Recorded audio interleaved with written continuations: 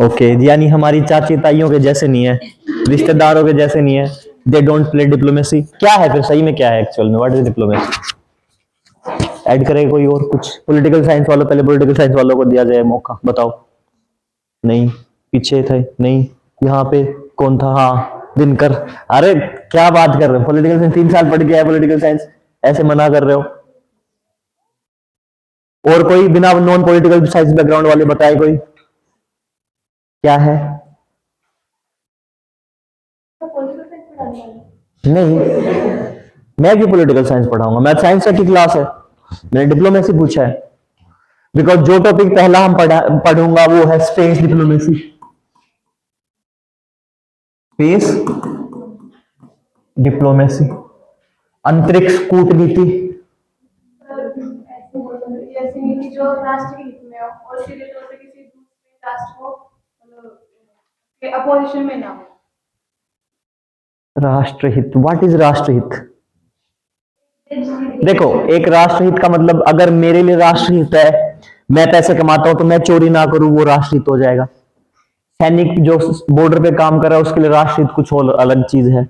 एक सफाई वाले के लिए राष्ट्रहित अलग है, सबके लिए राष्ट्रहित की डेफिनेशन अलग अलग है। हाँ, क्या वो इधर कुछ बोल रहा था? एक देश के दूसरे देश के प्रति अपनाई गई कोई नीति। दैट इज द रिलेशन, है that is international relation. Diplomacy क्या होगी? हाँ, समहाउ कह सकते हैं कि मेंटेनिंग दैट रिलेशनशिप। कैसे मेंटेन करना? कौन झगड़ा चाहता है? बशर्ते तुम नॉर्थ कोरिया ना हो, ठीक है, वो फिर उनका अलग बात है, वो नेचर हो जाता है आपका बचपन से। ठीक है, कुछ लोगों का नेचर होता है कि तुम जैसे बोलोगे घुर्रा के आते हैं। ठीक है, तो दैट्स द डिपेंड। देखो, सही डेफिनेशन क्या कहती है? दो पार्ट है, that is part A and part A में क्या क्या हो सकते हैं? कोई भी इंडिविजुअल हो सकता है, ठीक है, कोई भी इंडिविजुअल हो सकता है, कोई ग्रुप हो सकता है, कोई कंट्री हो सकती है, कोई स्टेट हो सकती है, या फिर कोई नेशन हो सकता है। क्या हो सकता है? कोई नेशन। जब ये ग्रुप बी के किसी इंडिविजुअल के साथ, इंडिविजुअल, ग्रुप या फिर कंट्री, नेशन, वो आगे पीछे लिख दे कोई बात नहीं, या फिर स्टेट। अब इंडिविजुअल का मतलब पता है? जैसे आप हो गए, मैं हो गया इंडिविजुअल, कोई इकलौता इंसान। ग्रुप एक आइडेंटिकल लोगों का मतलब, मल्टीपल आइडेंटिकल लोग, एक जैसे धारणा रखने वाले लोग, ठीक है, एक जैसी आइडियोलॉजी, एक जैसे धारणा हो, वो क्या हो जाएंगे? ग्रुप। कंट्री का क्या मतलब है? पहले स्टेट का मतलब बताओ, पॉलिटिकल साइंस वाला। State, what is the meaning of state? फिर स्टेट, राज्य, स्टेट का मतलब राज्य हो जाएगा। पॉलिटिकल साइंस वाला कहां गए? गायत्री, गाग नहीं करना है। हाँ, किसी भी राष्ट्र की इकाई, मतलब इकाइयों का एक फिर यूनियन वगैरह, फेडरल वगैरह, वो सब चीजें क्या है? सर एक मतलब एरिया लिमिटेड एरिया, टेरिटरी नहीं, कोई और ऐड करेगा। फिर एक जैसी संस्कृति वाले लोगों को तो कल्चरली वो बोलेंगे, कल्चर का हो जाएगा। हाँ, सेम रूल फॉलो करेंगे, लेकिन वो पूरे स्टेट नहीं होगी डेफिनेशन। कोई और करेगा? निकिता? इसके सिर्फ अपनी कानून व्यवस्था हो। हाँ, ये भी हो सकता है, लेकिन पूरी होगी कानून व्यवस्था। लेकिन इसके अलावा और क्या होगा? ये भी होगी, पर ये आधी अधूरी डेफिनेशन है। क्या होगा?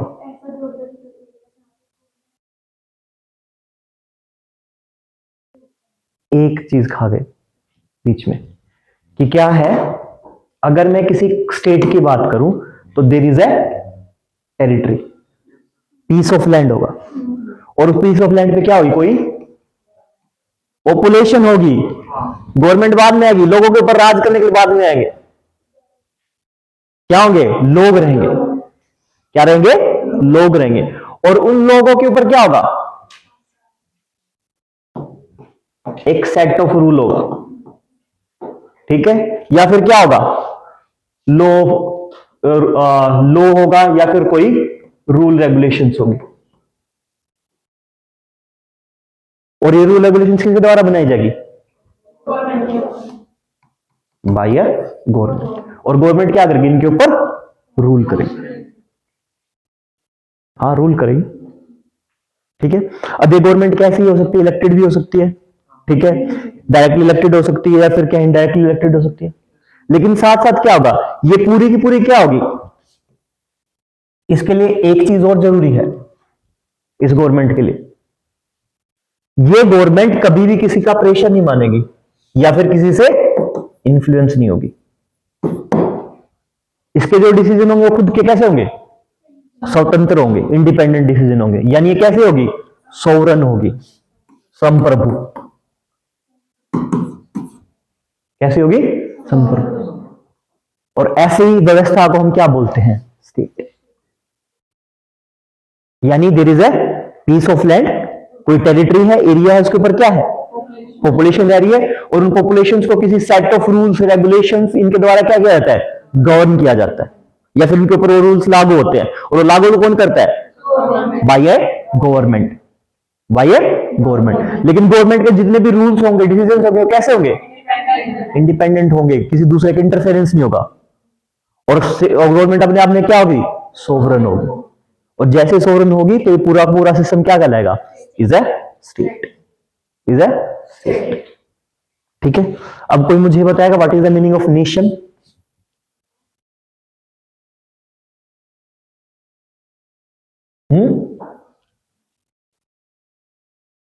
पता है नेशन क्या है, what is the meaning of nation,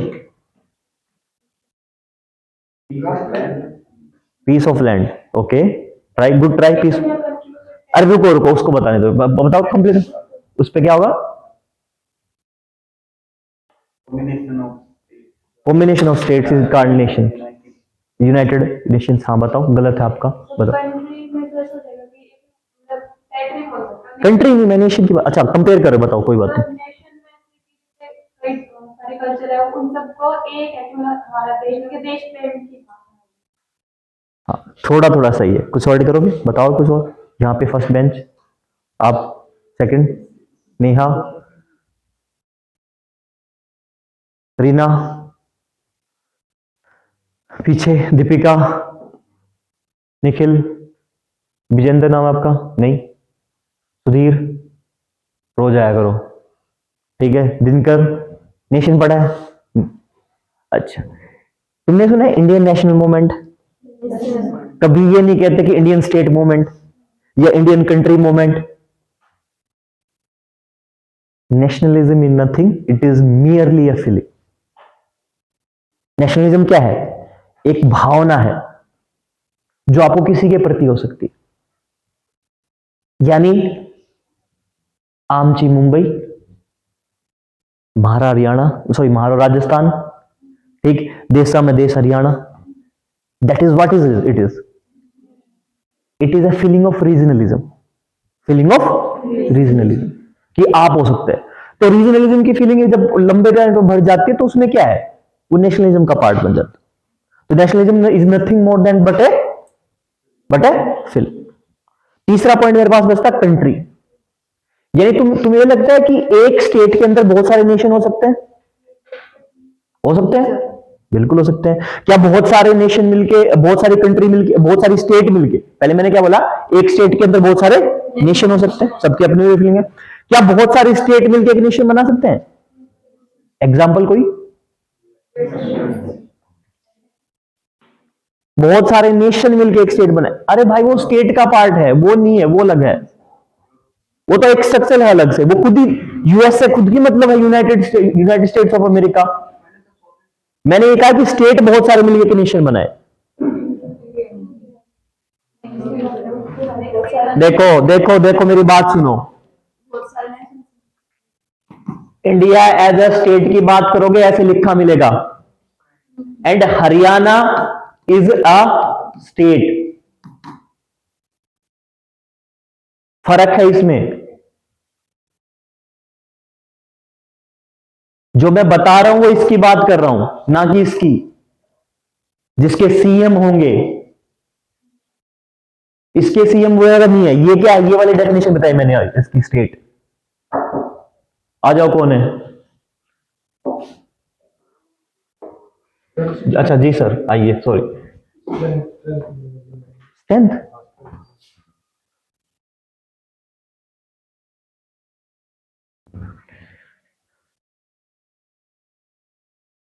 thirty seven है सर, 37, 38, 7। समस्या के लिए बोल सकते हैं, बस बराबर जो बताना चाहिए। 50 से बोल दो। ठीक है, तो तुमने उसका नाम सुना है, आईएसआईएस का, इस्लामिक स्टेट्स का? नहीं सुना? जिन लोगों ने, एक आतंकवादी संगठन है, ठीक है। चलो, तुमने वो सुना है ना, तुमने ये सुना है ना, हिंदू राष्ट्र? ये तो सुना होगा। इंस्टाग्राम पे रील्स भरी पड़ी हैं जिसमें सारा बांग्लादेश लपेट दिया, पूरा नेपाल, भूटान, पाकिस्तान, अफगानिस्तान तक का, ठीक है, सारा का सारा कर दिया हिस्सेदारी। वो क्या है, बहुत सारी क्या है स्टेट, इंडिया स्टेट है, नेपाल स्टेट है, बड़े वाला है, पाकिस्तान स्टेट है, सब कुछ है, लेकिन उन्होंने क्या बोल दिया, पूरा हिंदू राष्ट्र बोल दिया। उसमें अफगानिस्तान एक अलग से स्टेट है, ठीक है। ऐसे एक ग्रुप है इस्लामिक स्टेट का, आईएसआई, वो उनमें से कुछ आउटफिट आतंकवादी भी हैं। वो क्या कहते हैं, वो कहते हैं कि पूरा कहां से लेके, मोरक्को से लेके, अफ्रीका में एक पार्ट है मोरक्को, पूरा मोरक्को से लेके,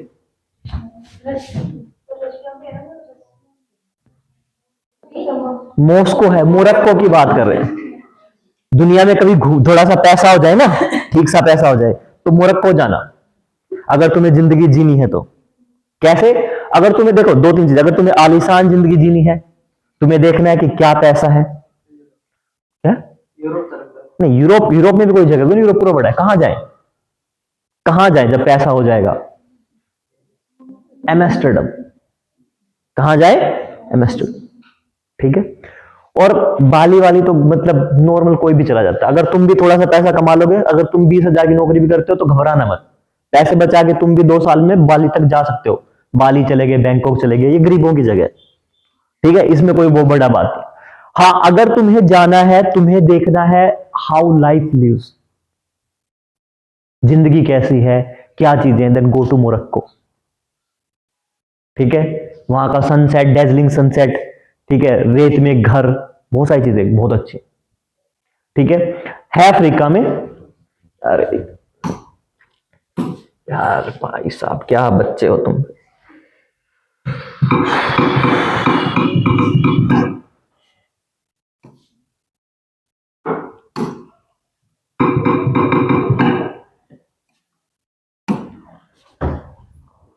कल से एंट्री दूंगा भाई, टाइम से आया करो, 10 बजे के बाद नहीं है।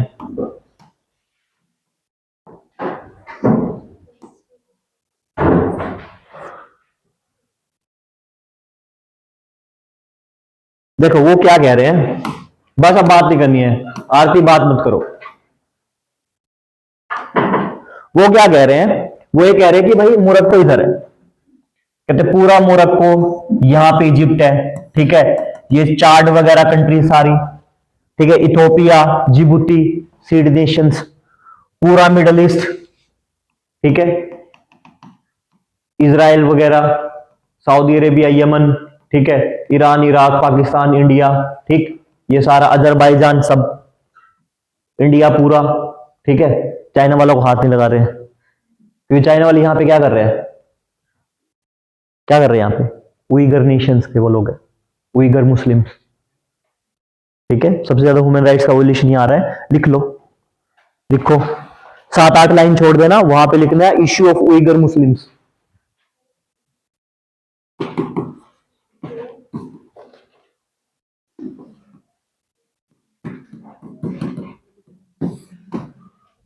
उइगर मुस्लिम्स, ठीक है, आपको जीनोसाइड उइगर का भी मिल जाएगा, क्या है क्या नहीं, ठीक है। फिर ये लोग पूरा ये कर रहे हैं, यहाँ पे मॉरिशस वगैरह है, ये मालदीव भी उन्होंने ले लिया, मॉरिशस वगैरह पूरा ये, ठीक है, नेपाल, भूटान, बांग्लादेश, और कहां तक, पूरा इंडोनेशिया। और वो क्या कहते हैं, ये सारा का सारा क्या है, इस्लामिक स्टेट। एग्जाम्पल क्या होगा, बहुत सारे क्या है, स्टेट्स है, मिलके किसकी भावना है, फीलिंग है एक तरह की कि क्या होगा, सब मुसलमानों का राज होगा यहां तक, उनकी अपनी आइडियोलॉजी ली। हम हिंदू राष्ट्र में उतना पूरा एरिया उन्होंने बना दिया sir. That is also part of feeling of nationalism. तो क्या है, नेशन। अब तीसरी जो मेरे पास पार्ट बच गया है, दैट इज द कंट्री। तीसरा जो मेरे पास हिस्सा बचा वो क्या है, कंट्री का। कोई बताएगा कंट्री, या मैं बता दूं? बता ही देता हूं, क्यों टाइम वेस्ट कर। देखो, कोई क्या होगा, लैंड ऑफ मास होगा, वहां पे पॉपुलेशन रहेगी, ठीक है। इस पॉपुलेशन को गवर्न करने के लिए रूल्स हो सकते हैं, ठीक है, या फिर रेगुलेशंस हो सकती हैं, ठीक है। उनको क्या कर सकता है, गवर्न के लिए कोई गवर्नमेंट हो सकती है। और ऐसा भी हो सकता है कि पीस ऑफ लैंड हो, वहां पे रूल रेगुलेशन भी ना हो और गवर्नमेंट भी ना हो। ऐसे पार्ट को हम क्या बोलेंगे, कंट्री। ऐसे पार्ट को हम क्या बोलेंगे, कंट्री। स्टेट से अलग है। स्टेट में क्या था, पीस ऑफ लैंड है, वहां पे पॉपुलेशन एरिया, पॉपुलेशन के बाद में क्या होगा, व्हाट वी हैव, फोन नहीं चलाना क्लास में, what we have rules and regulations. और रूल रेगुलेशंस कौन रेगुलेट करेगा, बाय द गवर्नमेंट। और गवर्नमेंट कैसी होगी, वो अपने डिसीजन कैसे लेगी, इंडिपेंडेंट डिसीजन लेगी, और इंडिपेंडेंट किसी दूसरे का डिसीजन में क्या नहीं होगा, इंटरफेरेंस नहीं होगी। और गवर्नमेंट कैसी होगी, sovereign. Government will be sovereign, and that is the definition of state. लेकिन कंट्री में क्या होगा, पीस ऑफ लैंड होगा, वहां पे कुछ लोग रहेंगे, उन लोगों के ऊपर कुछ रूल रेगुलेशन हो सकते हैं, नहीं भी हो सकते। उन रूल रेगुलेशन को कौन फॉलो करा रहा है, गवर्नमेंट फॉलो करा रही है, या फिर गवर्नमेंट हो भी सकती है, नहीं भी हो सकती। ठीक है। एक कंसेप्ट और आता है सिमिलर, मिलता मिलता, काउंटी।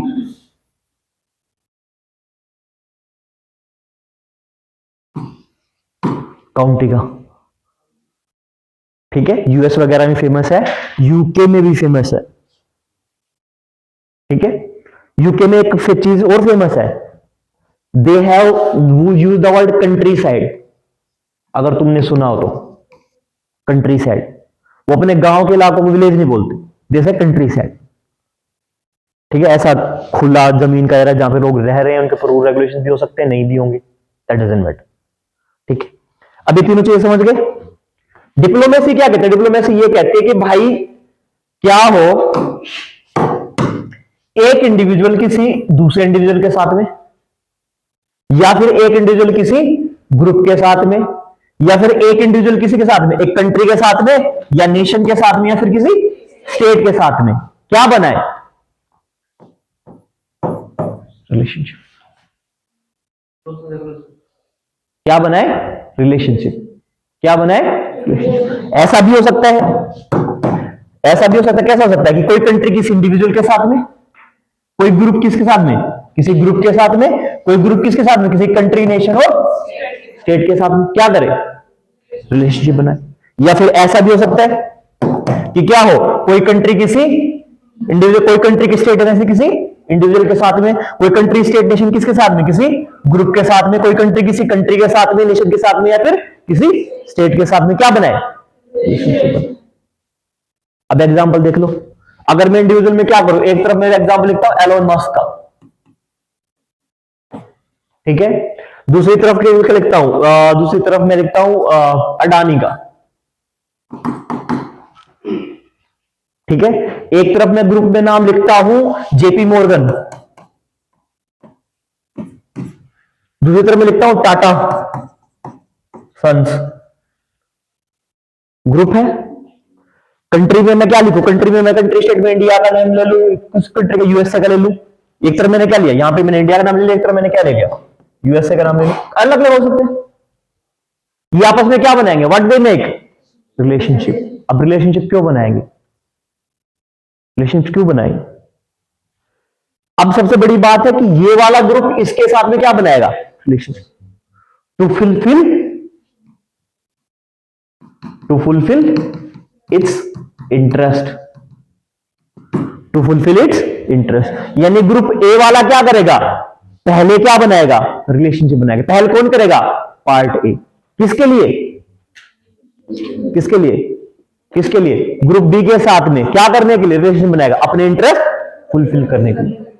लेकिन वो अपने इंटरेस्ट फुलफिल करेगा, कैसे फुलफिल करेगा, without harming the others interest. Interest को मैं क्या बोलता हूं हिंदी में, क्या वर्ड है इंटरेस्ट के लिए, हाँ, हित हित हित, very good, thank you Sumit. तो हिंदी में वाले लिख लो कि ग्रुप ए वाला क्या करेंगे, कोई ए पार्ट क्या बने, दूसरे के साथ में संबंध स्थापित करेगा, क्या करते हुए, अपने हित को पूरा करते हुए, ताकि उसका हित क्या हो जाए, पूरा हो जाए, बजाय दूसरे के हित को नुकसान पहुंचे, बजाय दूसरे को। और ये सारा फिनोमेना क्या कहलाता है, डिप्लोमेसी। ये सारा फिनोमेना क्या कहलाता है, डिप्लोमेसी। अब मेरी बात सुनो, अब इंटरेस्ट कैसा ही हो सकता है, किसकी बात कर रहे हैं, इंटरेस्ट की बात करें, हित की बात। अगर मेरा इंटरेस्ट कैसा है, स्पेस का है, तो पूरी की पूरी डेफिनेशन क्या हो जाएगी, स्पेस डिप्लोमेसी। क्या हो जाएगी, स्पेस डिप्लोमेसी। अगर मेरा न्यूक्लियर है तो क्या हो जाएगी, न्यूक्लियर डिप्लोमेसी। मेरी क्या है, मिलिट्री है, तो मेरा क्या हो जाएगा, मिलिट्री डिप्लोमेसी। अगर मेरा डिफेंस है तो क्या हो जाएगा, डिफेंस डिप्लोमेसी।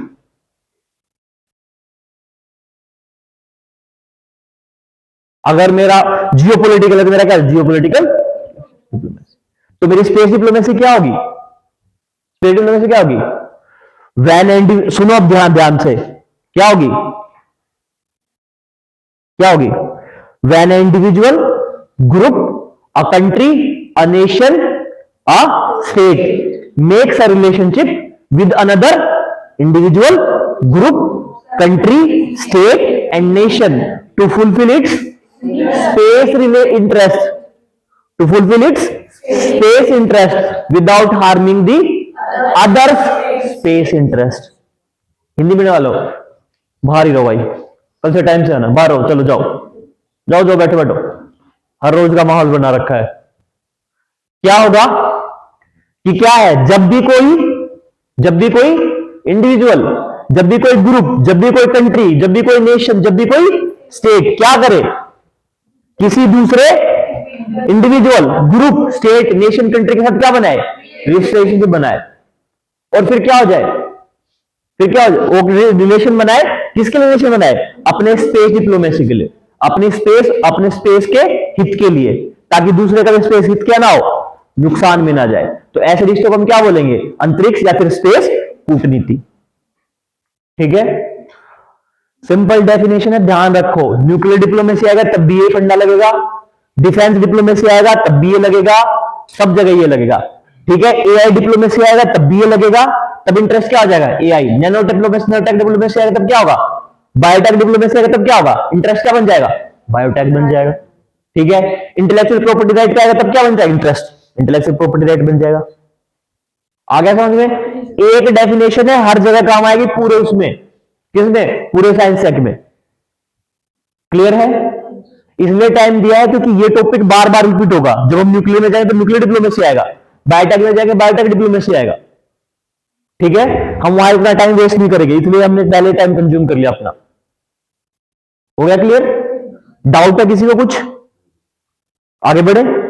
ठीक, अब सुनो, अब मेरे पास कल पढ़ा तुम लोगों ने नोट्स पढ़े तुम लोगों ने। ठीक है, मैंने क्या भेजे थे नोट्स, एक बार मैं देख लेता हूं।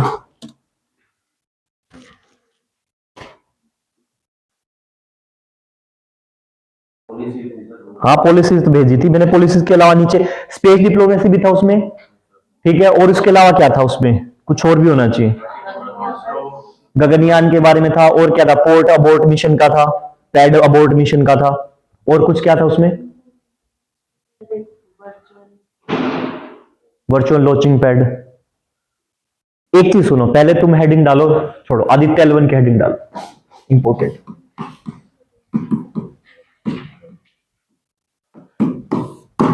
आदित्य, ठीक है, हमारा मिशन था किसके लिए, for the sun, for the sun. अब हुआ क्या, अब वही बात है, हर एक चीज को पढ़ने से पहले टॉपिक जैसे स्पेस डिप्लोमेसी पढ़ा तो मतलब क्या, वही समझ लो। आदित्य क्या का मतलब क्या होता है, it is a Sanskrit word जिसका मतलब क्या है, सन, जिसका मतलब क्या है, सन। दूसरा मतलब ये है L1, दूसरा मतलब क्या है, L1। L1 है, L1 को हम बोलते हैं लैग्रेंज पॉइंट 1।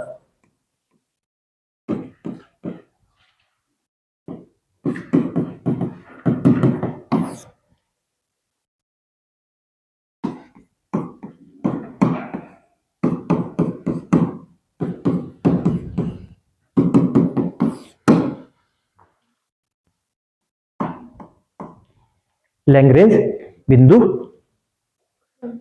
देखो होता क्या है, इसके दो डेफिनेशन। एक जोसेफ लैग्रेंज नाम से एक साइंटिस्ट थे, उन्होंने एक फिनोमेना देखा। उन्होंने ये देखा कि भाई चीजें क्या है कि अगर मैं बात करूं किसी भी दो बॉडी ऑब्जेक्ट की, एक ऑब्जेक्ट ये है मेरा, एक ऑब्जेक्ट, एक बात तो हमने पहले बात की थी कि जितना बड़ा मेरा ऑब्जेक्ट होगा उतना बड़ा क्या होगा, मेरा मास होगा।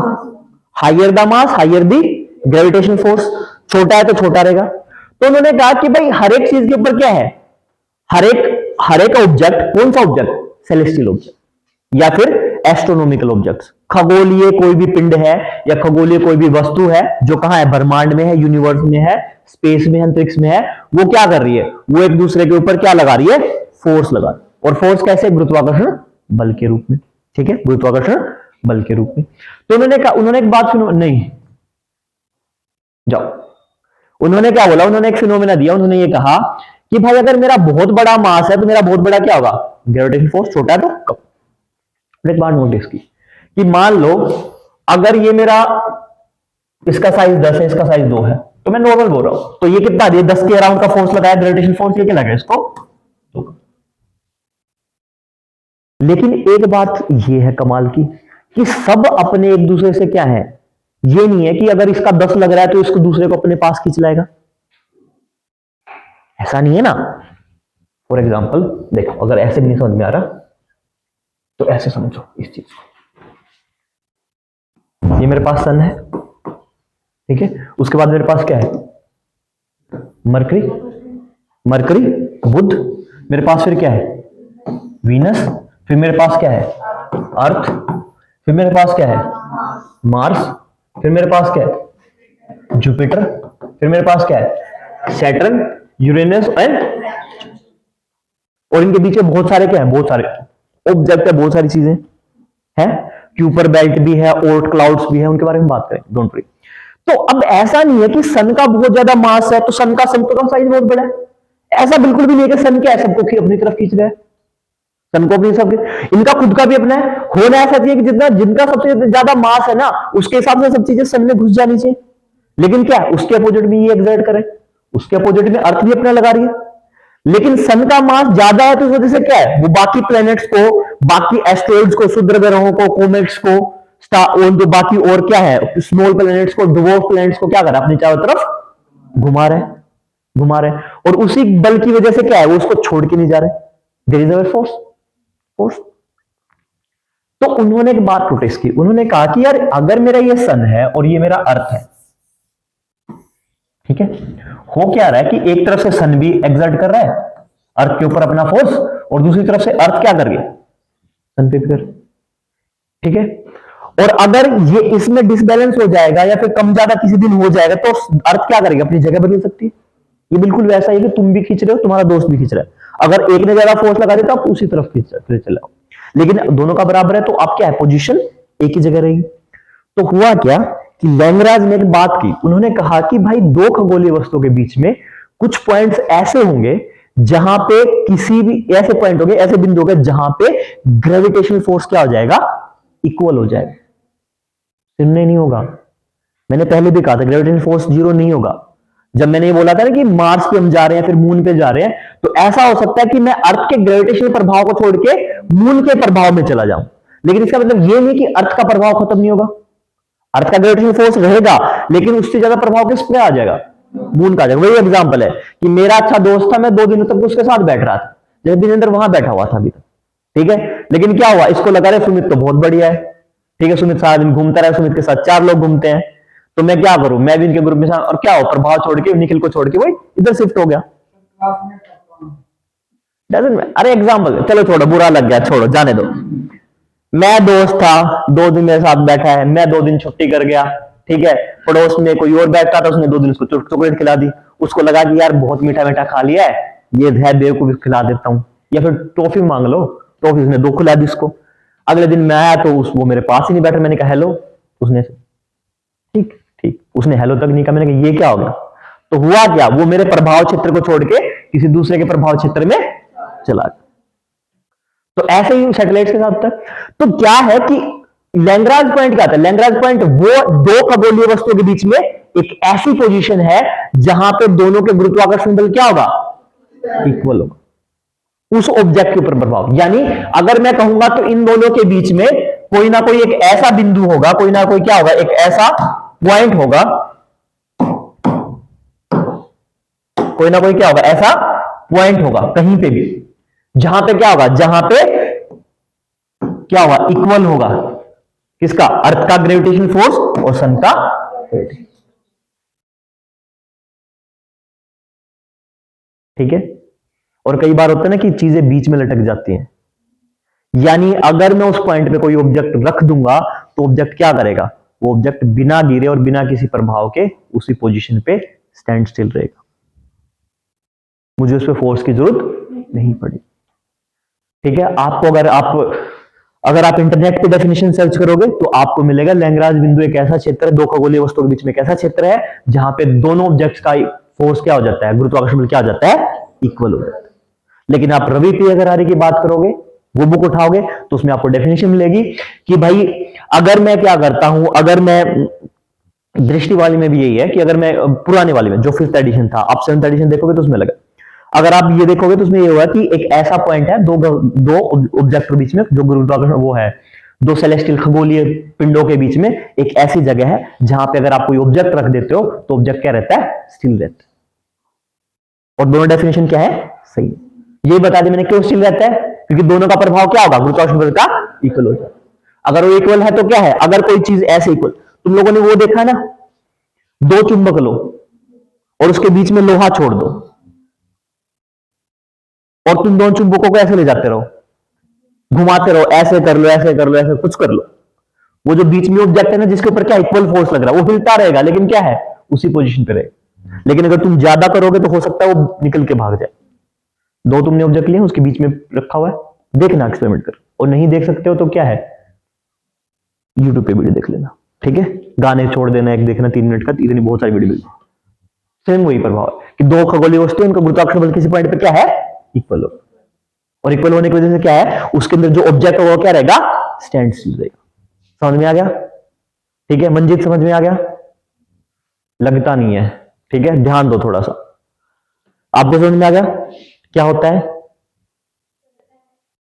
एक ऐसा खगोलीय बिंदु जहाँ पर खगोलीय बिंदु नहीं, एक ऐसा बिंदु, हाँ, ऐसा बिंदु जहाँ पर दोनों का जो ग्रेविटेशन फोर्स है वो इक्वल रहता है। इसको ऐसे स्टार्ट करो कि दो खगोलीय वस्तुओं या खगोलीय पिंडों या खगोलीय ऑब्जेक्ट के बीच में एक ऐसा बिंदु जहां पे उन दोनों खगोलीय वस्तुओं का गुरुत्वाकर्षण बल क्या हो जाएगा, इक्वल हो जाएगा। और ऐसे पॉइंट को हम क्या कहते हैं, लैग्रांज। लैग्रांज। अब ऐसा है, लैग्रांज पॉइंट तो क्या उसके बीच में हो सकता है, सन और अर्थ के बीच में हो सकता है, सन और मार्स के बीच में हो सकता है, सन और जुपिटर के बीच में हो सकता है, अर्थ और मून के बीच में हो सकता है, अर्थ और सैटर्न के बीच में हो सकता है, अर्थ और सैटर्न के बीच में अलग अलग हो सकते हैं, क्योंकि क्या है, नहीं बाहर जाओ, नहीं आना है, चलो थैंक यू, जाओ टाइम से आया करो। And then what will happen, what will happen, वहां पे क्या होगा, वहां पे ऑब्जेक्ट स्टिल रहेगा। ठीक है। अब इस पे आओ, ये मेरा क्या है, सन, नहीं बाहर इधर क्लास से, ये मेरा क्या है, सन, और सन के चारों तरफ, चलो थोड़ा अच्छा बना देते हैं गाइस, नहीं बाहर ही रहो, टाइम से आया करो, क्यों कहा मतलब है, कभी कभी लेट हो जाते, तो कल से टाइम पे आओगे, टाइम से तो रोज जाते हैं। कोई बात नहीं, कल से और टाइम से आना।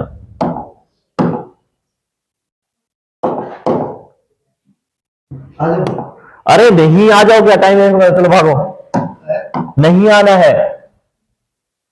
ठीक है, जाओ, बहुत सारे लोग बाहर हैं, बंद करो। एंड देन मेरे पास क्या है, मेरे पास क्या है, इसके चारों तरफ क्या हो रहा है, अर्थ मूव करिए, सन कह रहा हूं। ठीक है, कितना टाइम ले रही है, कितना टाइम ले रही है पूरा सर्कल करने में, 356 मिनट। एक बताओ कोई, कितना कितना सन के चारों तरफ घूमती कितना टाइम लेती है, क्या बोल रहे हो, चुप चुप हो, रुको, क्या बोल रहे हो, हाँ ओके वेरी गुड, हाँ हाँ बताओ, नहीं हाँ 364 दिन 4 घंटे, ठीक है, वेरी गुड।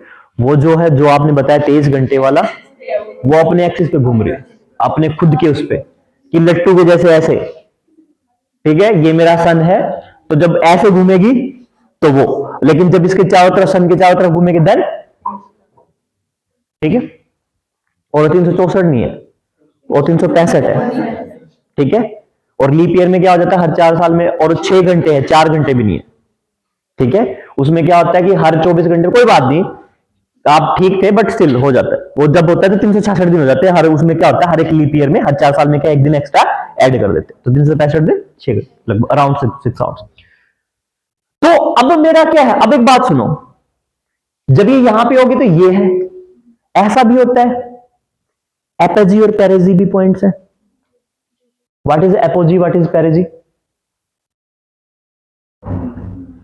पीछे Sumit, what is apogee, what is perigee? पढ़ के क्यों नहीं आ रहे तुम, तुझे क्लास में? सुधीर,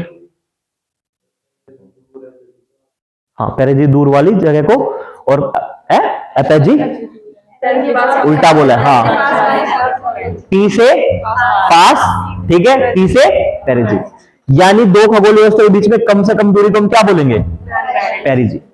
पास से पी, ठीक है, पेरिजी।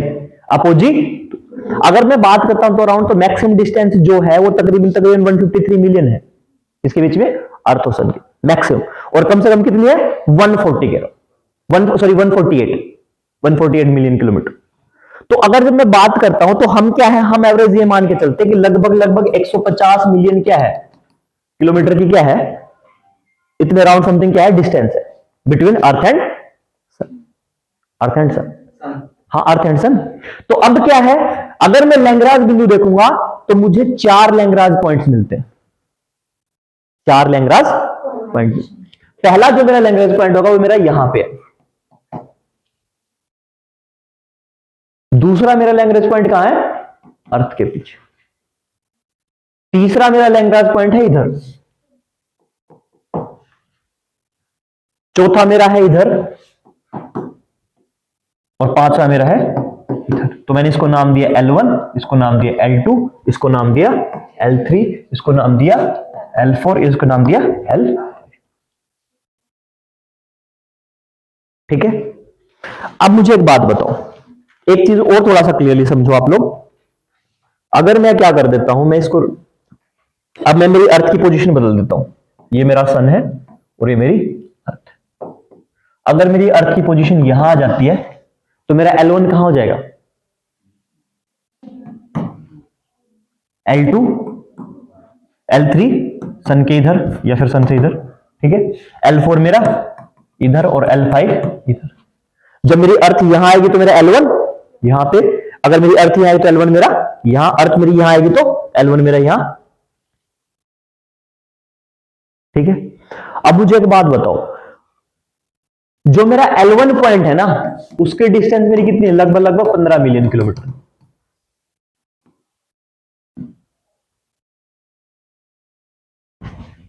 एक बार सवाल समझो, जो मेरा ये L1 पॉइंट है, ये मेरी टोटल डिस्टेंस कितनी है, 150 मिलियन, ठीक है, और ये मेरी कितनी है, सिर्फ और सिर्फ 15 मिलियन किलोमीटर। वाई सो? कौन बताएगा ऐसा क्यों है, कौन बताएगा, है किसी में हिम्मत? तो बताओ, तुम ही हो, कोई बात बताओ। हाँ, अब तुम ये मत सोचने लग जाए ना कि सर डिस्टेंस तो 150 है, तो आधी बोली है आपने, तो आधी तो कितनी होनी चाहिए, बराबर होनी चाहिए, तो कितनी होनी चाहिए, 75 होनी चाहिए, है कितनी? मैंने किसकी बात बोली है, मैंने दूरी इक्वल की बात नहीं बोली, मैंने किसकी बात बोली है, फोर्स की इक्वल बात, ग्रेविटी को वर्ड बोल सकते हो, ग्रेविटेशनल फोर्स की बात की। ग्रेविटी वर्ड सिर्फ अर्थ के लिए यूज करते हैं। तो क्या है, हमने किसकी बात बोली है, गुरुत्वाकर्षण बल की। अब गुरुत्वाकर्षण बल किसका ज्यादा है, सन का ज्यादा है, और अर्थ का, तो हमने उस पॉइंट की बात की जहां पे दोनों का क्या हो जाए, इक्वल।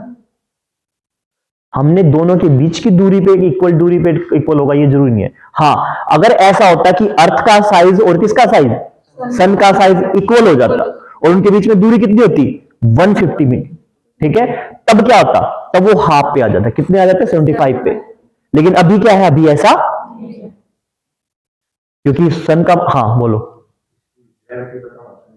किसकी? सन की ग्रेविटी की काम की है ही नहीं।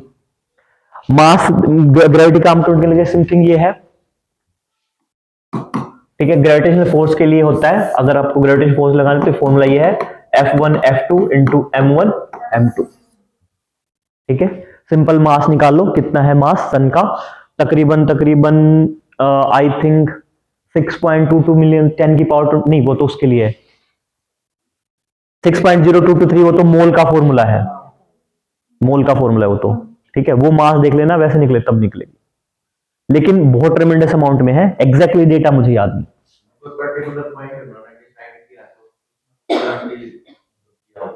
तो मैंने क्या बताया इतनी देर से? अरे मैं अरे चैलेंज करो यार, आई लाइक दैट, चैलेंज करो, चैलेंज करो प्लीज, चैलेंज करो। हाँ बताओ, मैं शायद हो सकता है कि मैंने आपकी बात नहीं सुनी। हाँ बताओ। L1 पे ही उन्होंने तो कोई ना कोई एक इसकी ग्रेविटी का कुछ ना कुछ मेजर किया होगा, तभी तो L1 डिसाइड हुआ। तो मैं वही पूछ रहा हूँ कि इसकी ग्रेविटी जो है वो क्या, आप ये बताओ। मैं ये कह रहा हूं, हमने क्या बोला? हमने बोला लैग्रांज पॉइंट क्या होते हैं?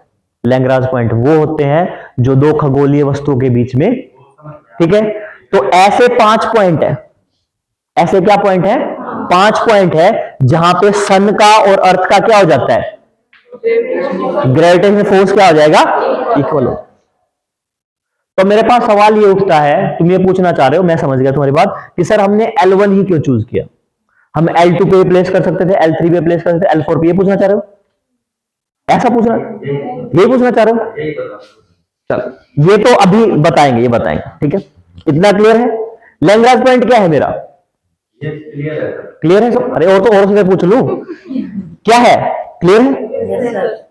क्लियर है? आगे बढ़े। अब बात ये आती है कि भाई मेरा जो आदित्य L1 है, अब मैं सन और अर्थ के बीच में मुझे क्या, मुझे सन की स्टडी करने के लिए क्या है, एक वो भेजना था, स्पेस क्राफ्ट भेजना था। और स्पेस क्राफ्ट क्या करता? सन के बारे में बातचीत करता, ये सब होता, मतलब हम उनकी स्टडी करते, सन का पैटर्न क्या है। अब सवाल ये उठता है कि क्या स्टडी करनी थी? सवाल ये भी उठता है कि क्या स्टडी करनी थी। अब देखो, पहले 2-3 चीजें, इसमें थोड़ा टाइम लगेगा सुमित, हम उस चीज पे आएंगे, पर हाँ आज ही आ जाएंगे, इतना भरोसा रखो। अब होता क्या है, सन का एक फेज है, ठीक है। चलो इस पे नहीं समझ में आएगा, मैं आप लोगों को वो दिखाता हूं।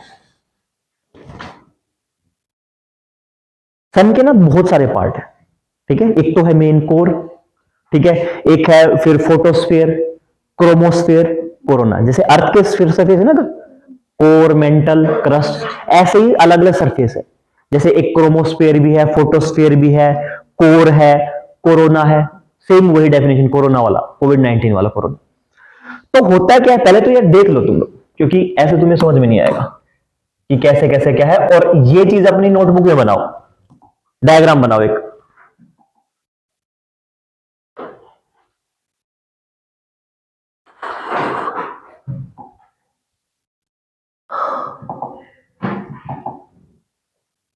ये देखो, दिखाई दे रहा है?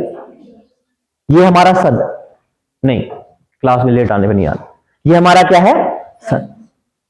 ऐसे दिखता, ये कटा हुआ ऐसे नहीं दिखता है, उन्होंने शेप दिखा कर। तो अगर जो मेरा सबसे अंदर वाला साइज है ना, वो मैं उसको कोर मान लूं,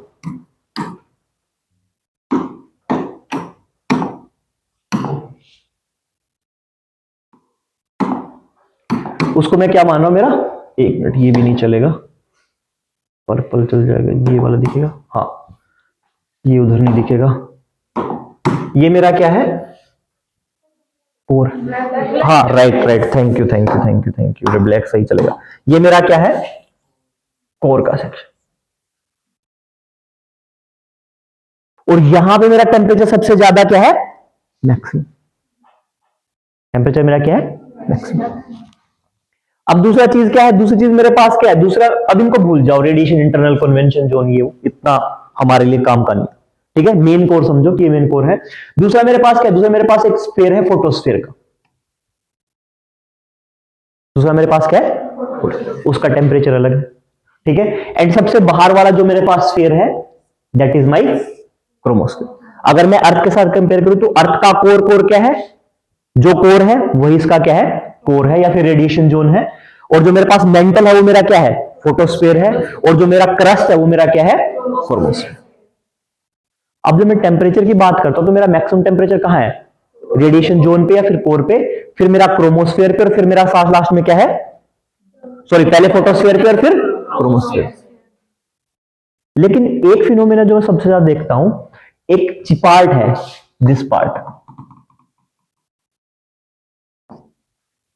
पार्ट इज नोन एज, जो बाहर है, जिसपे रेडिएशन आती है, जो आसपास का इलाका है, that part is known as corona. अब होना क्या चाहिए कि कोई गर्म चीज है, कोई गर्म चीज है, और उस गर्म चीज के अंदर में क्या है, मैं उसके अगर बिल्कुल, अगर मेरी गर्म लकड़ी है तो मैं उसके ऊपर उंगली रखूंगा, मैं साइड में देखूंगा मुझे हीट लगेगी, लेकिन मैं उसके बिल्कुल पास जाऊंगा, उसके सरफेस पे टच कर दूंगा तो मुझे ज्यादा बर्न होगा या फिर मुझे ज्यादा टेम्परेचर मिलेगा। लेकिन सन के साथ एक फिनोमेना अलग है, जब मैं टेम्परेचर कंपेयर करता हूं किसका, क्रोमोस्फीयर का, और किसका, कोरोना का, तो मुझे एक बात पता लगती है कि कोरोना का जो टेम्परेचर है वो क्या है, बहुत ज्यादा। हिंदी में वालों घबराओ मत, ठीक है, मैं एक फोटो और भेज दूंगा जिसमें हिंदी में लिखा होगा इसमें, ठीक है। तो क्या है, मोस्टली हमारे पास क्या है, मोस्टली हमारे पास क्या रहता है, कोरोना का टेम्परेचर क्या है, बहुत ज्यादा मात्रा में रहता है, ठीक है। अब सब लोगों ने आग जलती देखी है, कई बार आप लोग आग देखते हो ना तो उस आग के बीच में आपको ब्लैक ब्लैक डॉट दिखाई देंगे। क्यों दिखाई देते हैं, क्योंकि कुछ एरिया ऐसे रहते हैं जहां पे अच्छे से आग नहीं जल पाती, जहां से आग से आग, या फिर वहां पे क्या हो जाता है, वहां पे ऑक्सीजन की कमी हो जाती है, तो उस वजह से क्या है, ब्लैक स्पॉट दिखने लग जाता है, कंप्लीट कंबशन नहीं होता है, कंप्लीट कंबशन नहीं होता। तो ऐसे ही सन, अब सन पे ऑक्सीजन के तो होता नहीं, सन पे क्या होता है, सन पे क्या है, न्यूक्लियर फ्यूजन, संलयन।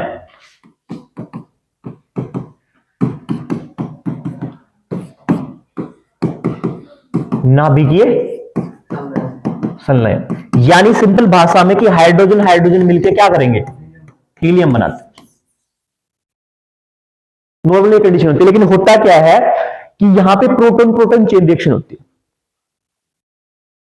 नॉर्मल कंडीशन में क्या होता है कि 2 हाइड्रोजन मिलकर एक हीलियम बनाते हैं, लेकिन यहां पे 4 हाइड्रोजन मिलकर क्या बनाते हैं, हीलियम बनाते हैं। और उसमें क्या ट्रेमेंडस मात्रा में क्या निकलती है, एनर्जी निकलती है, किसकी फॉर्म में, लाइट की फॉर्म में, रेडिएशन की फॉर्म में, यूवी रेज की फॉर्म में, ठीक है, वो में मिलती है।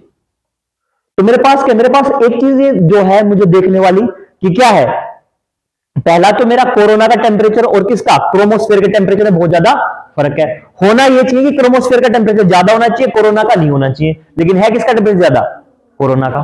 दूसरा मेरे पास क्या, दूसरा मेरे पास जैसे मैंने वो आग के बीच में धब्बे बताए ना, ऐसे ही सन के बीच में कुछ स्पॉट है ब्लैक ब्लैक से, और उनको मैं क्या बोलता हूं, सन स्पॉट्स। अब मैं इस लॉजिक के हिसाब से तो ये देख सकता हूं कि भाई जब मैं नॉर्मल आग जलाता हूं तो वहां मुझे ऑक्सीजन की कमी मिल जाती है, तो इस वजह से क्या, मुझे नॉर्मल आग के अंदर मुझे ब्लैक स्पॉट दिखाई देते हैं, लेकिन सन में तो ऐसा कुछ नहीं है। Why this is black spot, question number 2 कि ब्लैक स्पॉट क्यों होते हैं। तीसरा है कि हमेशा ना सूरज क्या करता है, कुछ कुछ मात्रा में कभी कभी ऐसे लपटें निकलती हैं सूरज से, और उन्हीं को हम क्या बोलते हैं, सोलर फ्लेयर्स, सौर लपटें, हिंदी में वालों सौर लपटें क्या निकलती है, सौर लपटें निकलती हैं। और जो सौर लपटें निकलती हैं तो कई बार ऐसा होता है कि वो सौर लपटें है ना, चलती चलती कहां तक पहुंच जाती है, अर्थ तक पहुंच जाती है। लेकिन एक फिनोमेना और भी है, हर 12 साल में ऐसा होता है कि सोलर लपटें की मात्रा एकदम से बढ़ जाती है, 12 साल तक शांत रहेंगी और फिर एकदम से क्या होगा, 12 साल के बाद में दोबारा से लपटें बढ़ जाएंगी, दोबारा से क्या हो जाएंगी, लपटें बढ़ जाएंगी। और इसी फिनोमेना को हम क्या बोलते हैं, सोलर मैक्सिमा। क्या बोलते हैं, सोलर मैक्सिमा। सोलर को सोलर मैक्सिमा ही लिखेंगे, सोलर को क्या लिखेंगे, सोलर, हिंदी में वाले सोलर मैक्सिमा। सकीना लिख लो, ठीक है, लिखते रहो। यानी सोलर मैक्सिमा क्या है, बिना लिख लो, सोलर मैक्सिमा क्या है, सोलर मैक्सिमा एक 12 साल का ऐसा पीरियड है जहां पे सोलर फ्लेयर्स की मात्रा क्या थी, अपने आप इंक्रीज हो जाती है। और तुम्हें जान के हैरानी होगी, हर 12 साल में हम क्या करते हैं? कुंभ। एंड वो किसके लिए डिवोटेड है? सन के लिए। यानी कुछ तो था ऐसा जो उन पहले लोगों को पता था, हमें नहीं पता है। तो साइंटिस्ट ये भी जानना चाहते। तीसरा क्वेश्चन क्या होगा कि वाई। पहला क्वेश्चन क्या है? कोरोना में टेम्परेचर ज्यादा क्यों है? दूसरा क्या है? ब्लैक स्पॉट या फिर सन स्पॉट्स। ब्लैक स्पॉट नहीं, सन स्पॉट्स बोलूंगा, सन स्पॉट्स। तीसरा क्या है? तीसरा ये है कि सोलर फ्लेयर्स क्यों निकलते हैं। चौथा क्वेश्चन क्या कहता है? चौथा क्वेश्चन क्या कहता है कि सोलर मैक्सिमम हर 12 साल में ऐसा क्यों हो रहा है? हर 12 साल में ऐसा क्यों हो रहा है? ठीक है। तो इन सभी सवालों के जवाब के लिए इंडिया के इसरो ने क्या किया? एक मिशन लॉन्च किया जिसका नाम क्या दिया? आदित्य। आदित्य। ठीक है। अब वापस आ जाओ इसी चीज पे। इतना समझ में आ गया? ठीक है, इतना समझ में आ गया? पंकज ठीक है, निखिल वगैरह पीछे, विजेंद्र ठीक है? इतना क्यों लॉन्च किया? अब वापस आओ इस चीज पे।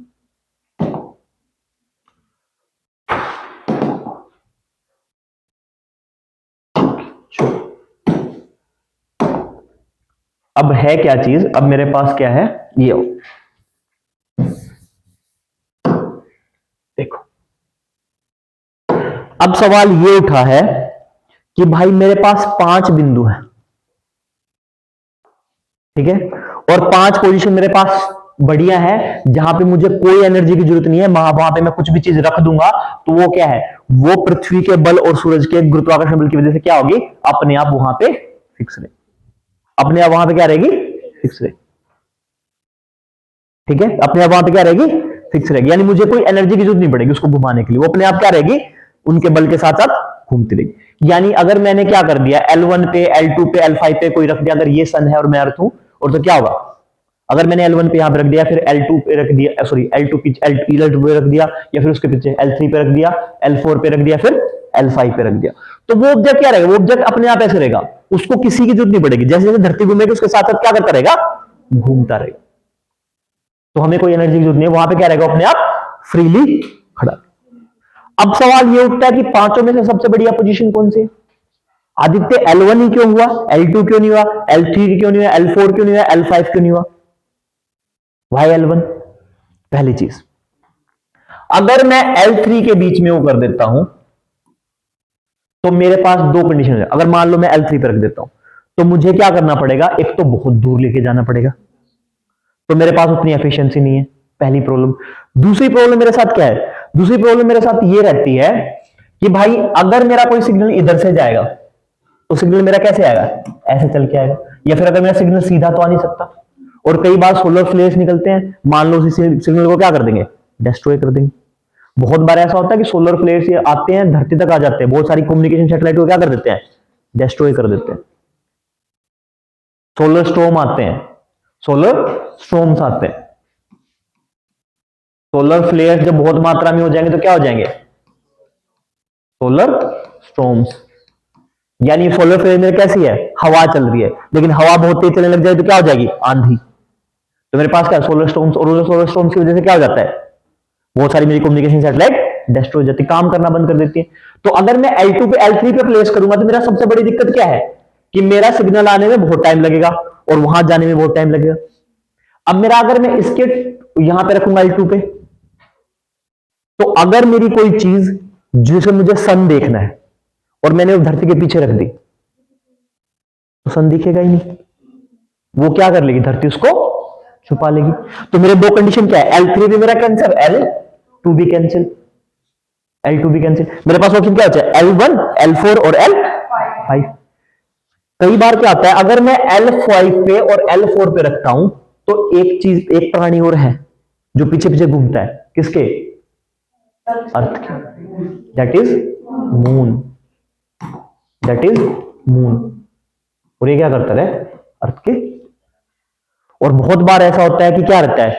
सूर्य ग्रहण आता है, चंद्र ग्रहण आता है, उस टाइम पे क्या हो जाता है? उस टाइम पे बहुत सारा पार्ट क्या, जब सूर्य ग्रहण होगा तो क्या होगा? सूर्य ग्रहण होगा, चंद्र ग्रहण होता है, क्या होता है? क्या पोजीशन होती है? सन, अर्थ, मून, क्या होता है? चलो विजेंद्र बता रहा है, हाँ बताओ। सन और अर्थ के बीच में मून आ जाता है बीच में, किस कंडीशन में? सूर्य ग्रहण में। अच्छा, सही बोल रहे हैं, सही बोल रहे हैं, सही बोल रहे हैं। अच्छा, नहीं पता, ओके। और दूसरी कंडीशन में क्या होता है?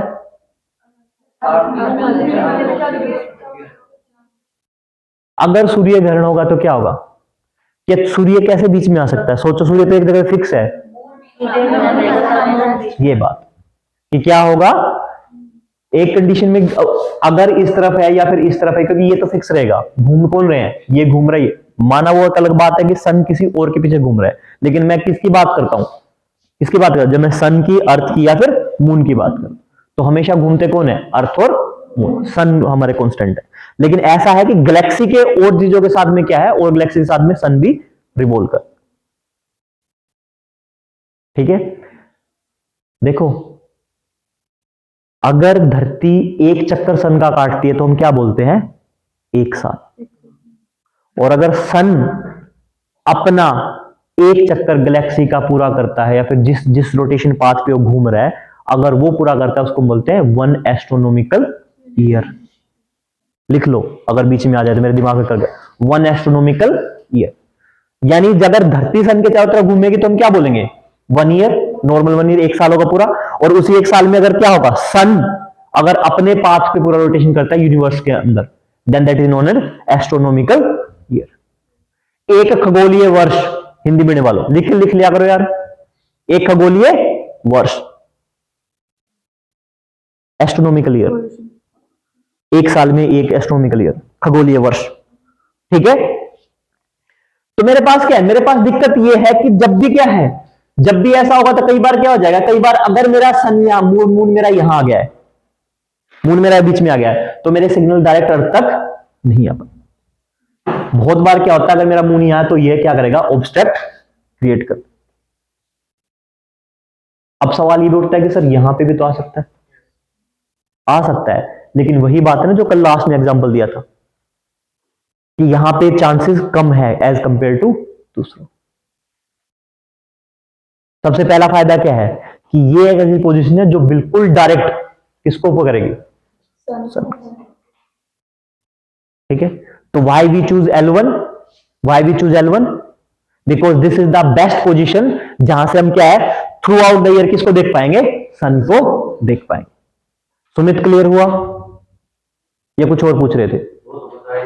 हाँ, तो वही तो पूछ रहा हूं ना, बताओ क्या पूछना है। किसकी ग्रेविटी? आपको चेक करनी पड़ेगी, मैं खुद कह रहा हूं नहीं पता मुझे। ठीक है, एग्जैक्टली गलत बताने की क्या है? एस्ट्रोनॉमिकल ईयर का ये कि सन जब अपना पूरा एक रोटेशन यूनिवर्स में अपना खुद का करता है, तो वो क्या होता है? वो कहलाता है 1 एस्ट्रोनॉमिकल ईयर, एक खगोलीय वर्ष।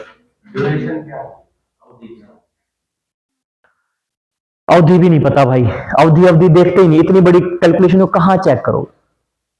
एक सोलर वर्ष का होता है, एक सोलर वर्ष का होता है। एस्ट्रोनॉमिकल वर्ष, सोलर वर्ष वही होता है। सोलर वर्ष जो है ना, वो सन के रोटेशन की बात है, जो एस्ट्रो उसमें करेगा वो कन्वर्ट। ठीक है, देखो ऐसा डेफिनेशन ना तो यूपीएससी तुमसे पूछेगा पॉइंटों में कि इतने साल के अराउंड में होता है, हाँ बाकी सब एग्जाम पूछ सकते हैं, लेकिन अगर तुम ये पॉइंट लिखोगे ना कि कितना एस्ट्रोनॉमिकल ईयर है, तो उसमें तुम्हारा काम चल जाएगा। ठीक है, क्योंकि आज तक का तुम रिकॉर्ड उठा के देख लो, पेपर तक उन्होंने कभी भी वैल्यू नहीं पूछी है, तो वैल्यू तुम्हारे काम की नहीं है। और हाँ रही बात वो, तो अभी देख लो हमारे पास यार सारी सुविधाएं हैं। लो, हम इंटरनेट का यूज करते हैं। क्या बोला तुमने? मास कितना होता है? मास ऑफ सन, ये लो 1.9 इंटू 10⁻30 किलोग्राम। लिख लो, काम आ जाएगा। ठीक है, क्योंकि मेरे को तो काम आएगा नहीं। ठीक है, और जिनको मैं मतलब हो सकता है तुम्हें काम आ जाए। 10⁻98 1.989 10 की पावर 30 किलोग्राम।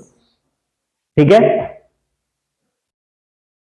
तो सर थोड़ा सा डिटेल में बताओ, मेरा थोड़ा सा। हाँ लो भाई, लो। अरे यही तो करने आए हम। इसका मतलब है भाई कि 10 की पावर 1989 इंटू में 10 की पावर 30 किलोग्राम, यानी 1.989 गुना में 1 के सामने 1 2 3 4 5 6 7 8 9 10 11 12 13 गाइस नहीं 15, 16, 17, 18, 19, 20, 21, 22, 23, 24, 25, 26, 27, 28, 29, 30। इतना किलोग्राम। पावर का मतलब ये होता है। ग्रेविटी का ठीक है, ग्रेविटी की बात करते हैं। ग्रेविटी देख लो, ग्रेविटी भी होगी, इंटरनेट पे सब मौजूद है।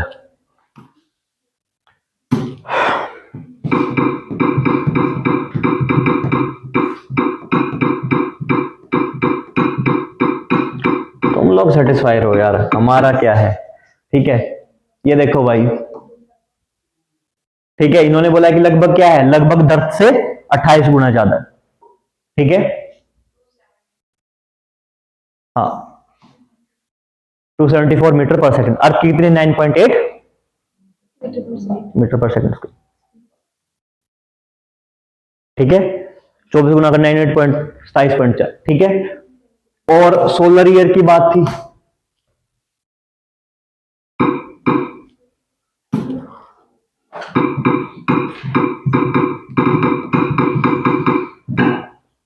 वन सोलर ईयर ये है, सॉरी, जो अपना ईयर है उसको वन सोलर ईयर ये है, 365 दिन का। ठीक है, लगभग 6 घंटे का जो हमारा है। और जो वो मैं गलत बता गया हो, और वन एस्ट्रोनॉमिकल जो है वो ये, जो सोलर ईयर तुम पूछ रहे थे निखिल, वो हमारा नॉर्मल ईयर है। वन एस्ट्रोनॉमिकल वो अपने आप कर लेगा यार, इतना इसको भी समझ में आता है कि हम कहां टाइप करें। ठीक है, देखो ये कहा, ये पूछा है किसी ने, एसएससी सीजीएल ने कहीं पूछा होगा, टेक्स्ट बुक कर रहा है इसकी। Astronomical unit one light year.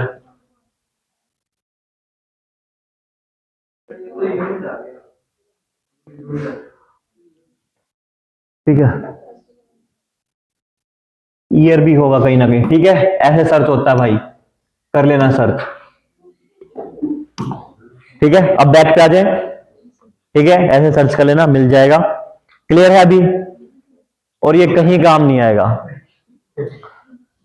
अब देखो, वापस आओ, वापस आओ। सर जैसे पृथ्वी घूर्णन करता है सूर्य का, जैसे सूर्य भी घूर्णन करता है। हाँ, सूर्य घूर्णन नहीं करता, घूर्णन की बात करनी, घूर्णन नहीं करता है। जैसे क्या है, अरे यार एक मिनट देखो,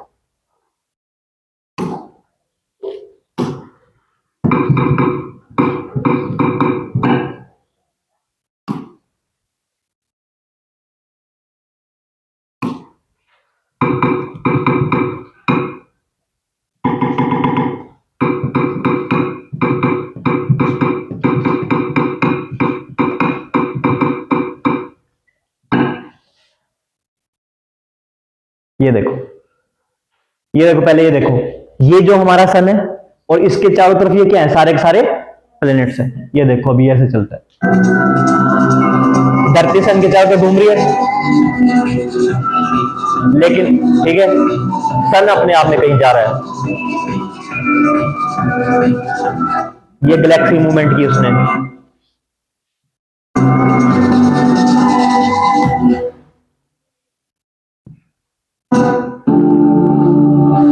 नॉर्मल हम ऐसे पढ़ते हैं कि चारों तरफ घूम रहे हैं।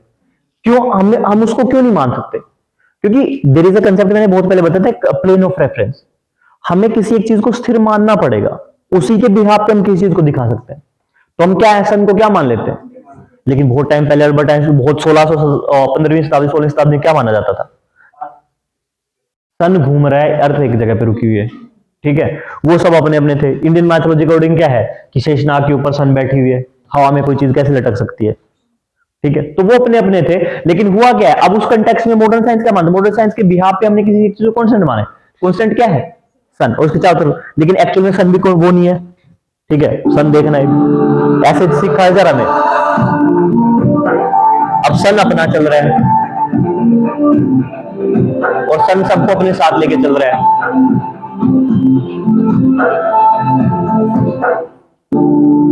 ठीक है, समझ में आया? वो अपने उस पे एक्सिस पे नहीं घूमता, ऐसे नहीं घूम रहा है अपने। ठीक है, लेकिन वो क्या है, वो खुद की कहीं पे यूनिवर्स में क्या, स्पेस में कहीं ना कहीं एक पूरा राउंड सर्कल लगा रहा है। अब आ जाओ वापस इस पे। हाँ, अब देखो, तो मेरे पास सबसे बेस्ट पोजीशन कौन सी है, L1। मेरे पास सबसे बेस्ट पोजीशन कौन सी होगी? L1। तो L1 पे मैंने क्या कर दिया? अपना एक प्लेस कर। अब मेरा एक बात है, मेरी बात सुनो, मुझे एक सोलर ईयर लगता है, अगर जब धरती क्या करती है, सूरज की चारों तरफ चक्कर काटती है, तो इसको 1 सोलर ईयर लगता है। ठीक है, पूरा पूरा एक सौर वर्ष, जिसमें 365 दिन समथिंग है, या फिर एक 1 ईयर मान लो, नॉर्मल भाषा में उसको बोलते हैं 1 साल लगता है। वो 1 साल कब लगता है? जब किस पोजीशन पे है वो? 150 मिलियन पे। लेकिन ये L1 का है। एक समस्या और आई, अगर मैं किसी ऑब्जेक्ट को यहां रखता हूं, तो वो जब पूरा सन के अराउंड चक्कर काटेगा, वो कितने महीने में काटेगा? 8 मंथ में। क्या बता रहे हो? अगर मैं L1 पोजीशन पे किसी ऑब्जेक्ट को रखूंगा और वो सन के चारों तरफ चक्कर रिवॉल्व काटेगा, तो वो अपना एक सर्कल कितने टाइम में पूरा कर लेगा? 8 महीने। कितने टाइम में पूरा कर लेगा? 8 मंथ। अब मेरे पास एक नई समस्या आई। नई समस्या क्या आई? कि अगर मेरी अर्थ यहां पे है, अगर मेरी अर्थ कहां पे है? जनवरी में, यहां पे जनवरी 25 में, यहां पे। ठीक है, और इसके 6 महीने बाद जुलाई में यहां पे आएगी, और दोबारा 25 में, दोबारा 26 में, 1 जनवरी 2026 को दोबारा इसी पोजीशन पे आ जाएगी। 1 साल में, कोई भी टाइम उठा लो, पूरा 1 साल ले ली। लेकिन और तीसरे महीने मेरे पास यहां होगी, यानी मान लो मैं अप्रैल की बात कर रहा हूं, अप्रैल 25 की, तो यहां होगी। और 8वें महीने में मेरे पास यहां होगी समथिंग। ठीक है, मैं किसकी बात करता हूं? मैं यहां पे मान लो कि मैं 8वां महीना मेरा कंप्लीट हो गया, क्या लग गया? सितंबर स्टार्ट हो गया, सितंबर 25। 8 महीने अगस्त मेरे कंप्लीट हो गए, 1 सितंबर स्टार्ट हो गया। लेकिन ये मेरा जो 1 जनवरी को यहां होगा, 25 को, इसके साथ दिक्कत क्या होगी? ये पूरा 8 महीने जब अर्थ यहां पहुंचेगी, तो ये कहां आ जाएगा?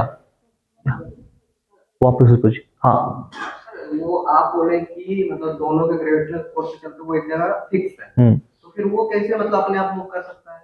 भाई उसका वो ऐसे समझो ना कि सर्कल की बात है, अंदर वाला सर्कल छोटा है, बाहर वाला सर्कल बड़ा है। इसलिए जब आप देखते हो कि सबकी डिस्टेंस इक्वल करने के लिए क्या होता है, ऐसे तिरछे लगाते हैं कि जो इनर वाला, जब ट्रैक कोर्स की बात कर रहे हो, रेस ट्रैक की बात करते हो, तो सबको इक्वल नहीं भगाया जाता, लेकिन सबकी फाइनल लाइन क्या होती है? इक्वल होती है। लेकिन जब मैं देखता हूं तो जो इनर वाला सर्कल मेरा होता है उसका छोटा होता है, बाहर वाला सर्कल मेरा क्या है? पूरा बड़ा है। अगर मैं ये भी बराबर कर दूं, वो भी बराबर कर दूं, तो मेरा क्या है? लास्ट वाले को क्या हो जाएगा? नुकसान होगा, जो सबसे बाहर दौड़ रहा है। तो मैं क्या करता हूं? मैं जब स्टार्टिंग पॉइंट में ऐसे स्टार्ट करता हूं, चलाता हूं, तो मैं क्या करता हूं? जैसे मेरा ये फाइनल पॉइंट है, तो मैं ऐसे करूंगा, ऐसे चलाता हूं, ताकि मेरा जो इनर वाला है ये जितना घूमे तो इसको बड़ा हो जाए, लेकिन ये ज्यादा घूमेगा तो क्या है? कम टाइम। ऐसा हो सकता है कि मैं एक पोजीशन पे बोलूं कि मेरे L1 पे आज इस फिक्स पॉइंट पे मेरा L1 ये है, लेकिन रोटेशन के हिसाब से वो भी तो घूमेगा। तो मेरा क्या है? मेरे साथ एक प्रॉब्लम हो जाएगी, और प्रॉब्लम क्या आ जाएगी कि मेरा जो L1 पे पॉइंट रखा है वो थ्रू आउट द ईयर क्या है? नहीं चल पाएगा। मान लिया वो पूरा नहीं करेगा, ये जो मैं चीज बता रहा हूं ये ऐसा पॉसिबल नहीं है कि पूरा पूरा घूम जाए। उससे पहले क्या होगा? वो बीच के महीने में जब इसके बीच में ये डिस्टेंस अगर होगी तो क्या होगी? अपने पाथ से क्या हो जाएगा? डिविएट हो जाएगा। ऐसा नहीं है कि पूरे 8 महीने में पूरा घूम के इधर आ जाएगा। ऐसा होगा कि जब ये अर्थ यहां पहुंचेगी, देखो ऐसा होने की हाई पॉसिबिलिटी है, जब मेरी अर्थ यहां पहुंचेगी, जब मेरी अर्थ यहां पहुंचेगी और ये मेरा L1 यहां पहुंच जाएगा, तो ये तभी अपने पाथ से भटक जाएगा। पूरा साल तो लगेगा ही नहीं इसको, पूरे 8 महीने तो लगेंगे नहीं, ये पूरे 8 महीने क्या कर सके? अपना पूरा पूरा क्या करे? पूरा घूमे। उससे पहले क्या होगा? अपने पाथ से डेविएट हो जाएगा, या तो क्या है? बाहर की तरफ चला जाएगा। मोस्टली चांस कैसे है? मोस्टली चांसेस ये है कि सन की तरफ ही चला जाए, और एक टाइम क्या होगा? सन में जाके घुस जाएगा। दोनों की स्पीड सेम है तभी तो वो आगे निकलेगा। तो इस प्रॉब्लम को सोल्व करने के लिए एक नए टाइप की ऑर्बिट्स की बात डिमांड है, and that orbit is known as halo orbit. लिखो, that orbit known as halo orbit. याद आया? हेलो ऑर्बिट याद आया? वो कह रहे थे सर हमने पढ़ा था हेलो ऑर्बिट, एक तरह का हेलो ऑर्बिट होता है। मैंने कहा था हम जब आदित्य L1 पढ़ेंगे तब बात करेंगे। That is my hello. अब ये क्या किया हमने, क्या किया हमने, इस देखो भी यहां देखो, बाद में लिखना, यहां देखो, हमने इसके रोटेशन को ऐसे करने की बजाय कैसे कर दिया, ऐसे कर दिया।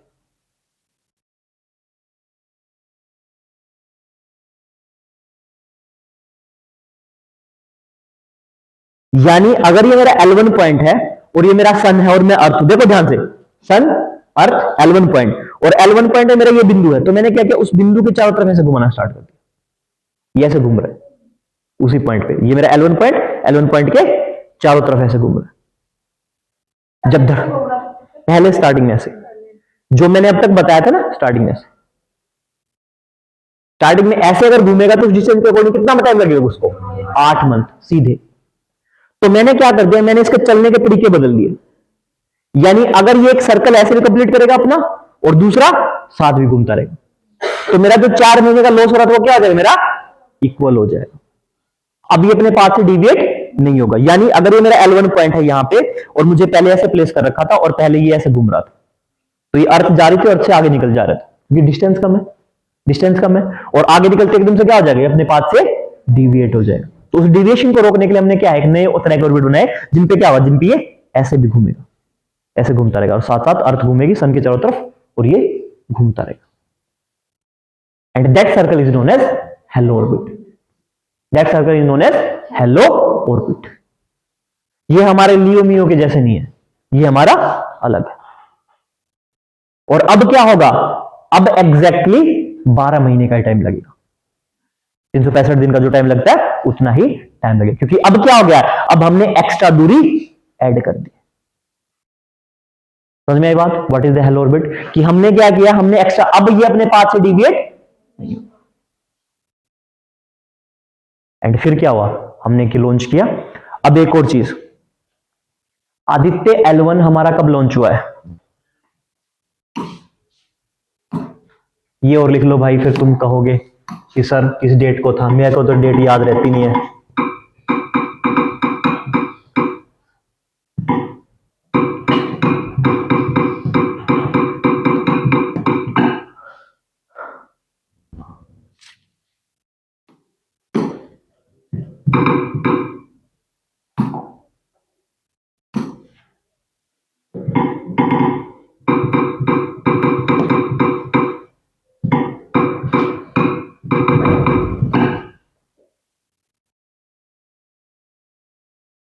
ठीक है,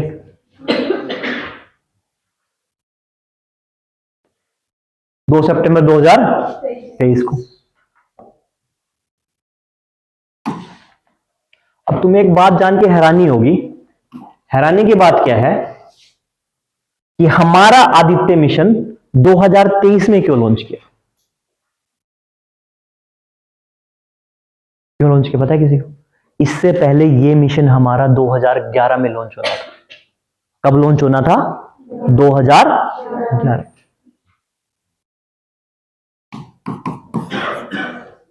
और फिर बजट और बहुत सारी चीजों की वजह से क्या हो गया, ये पोस्टपोन। कोई ये नहीं बोलेगा कैंसिल हो गया है,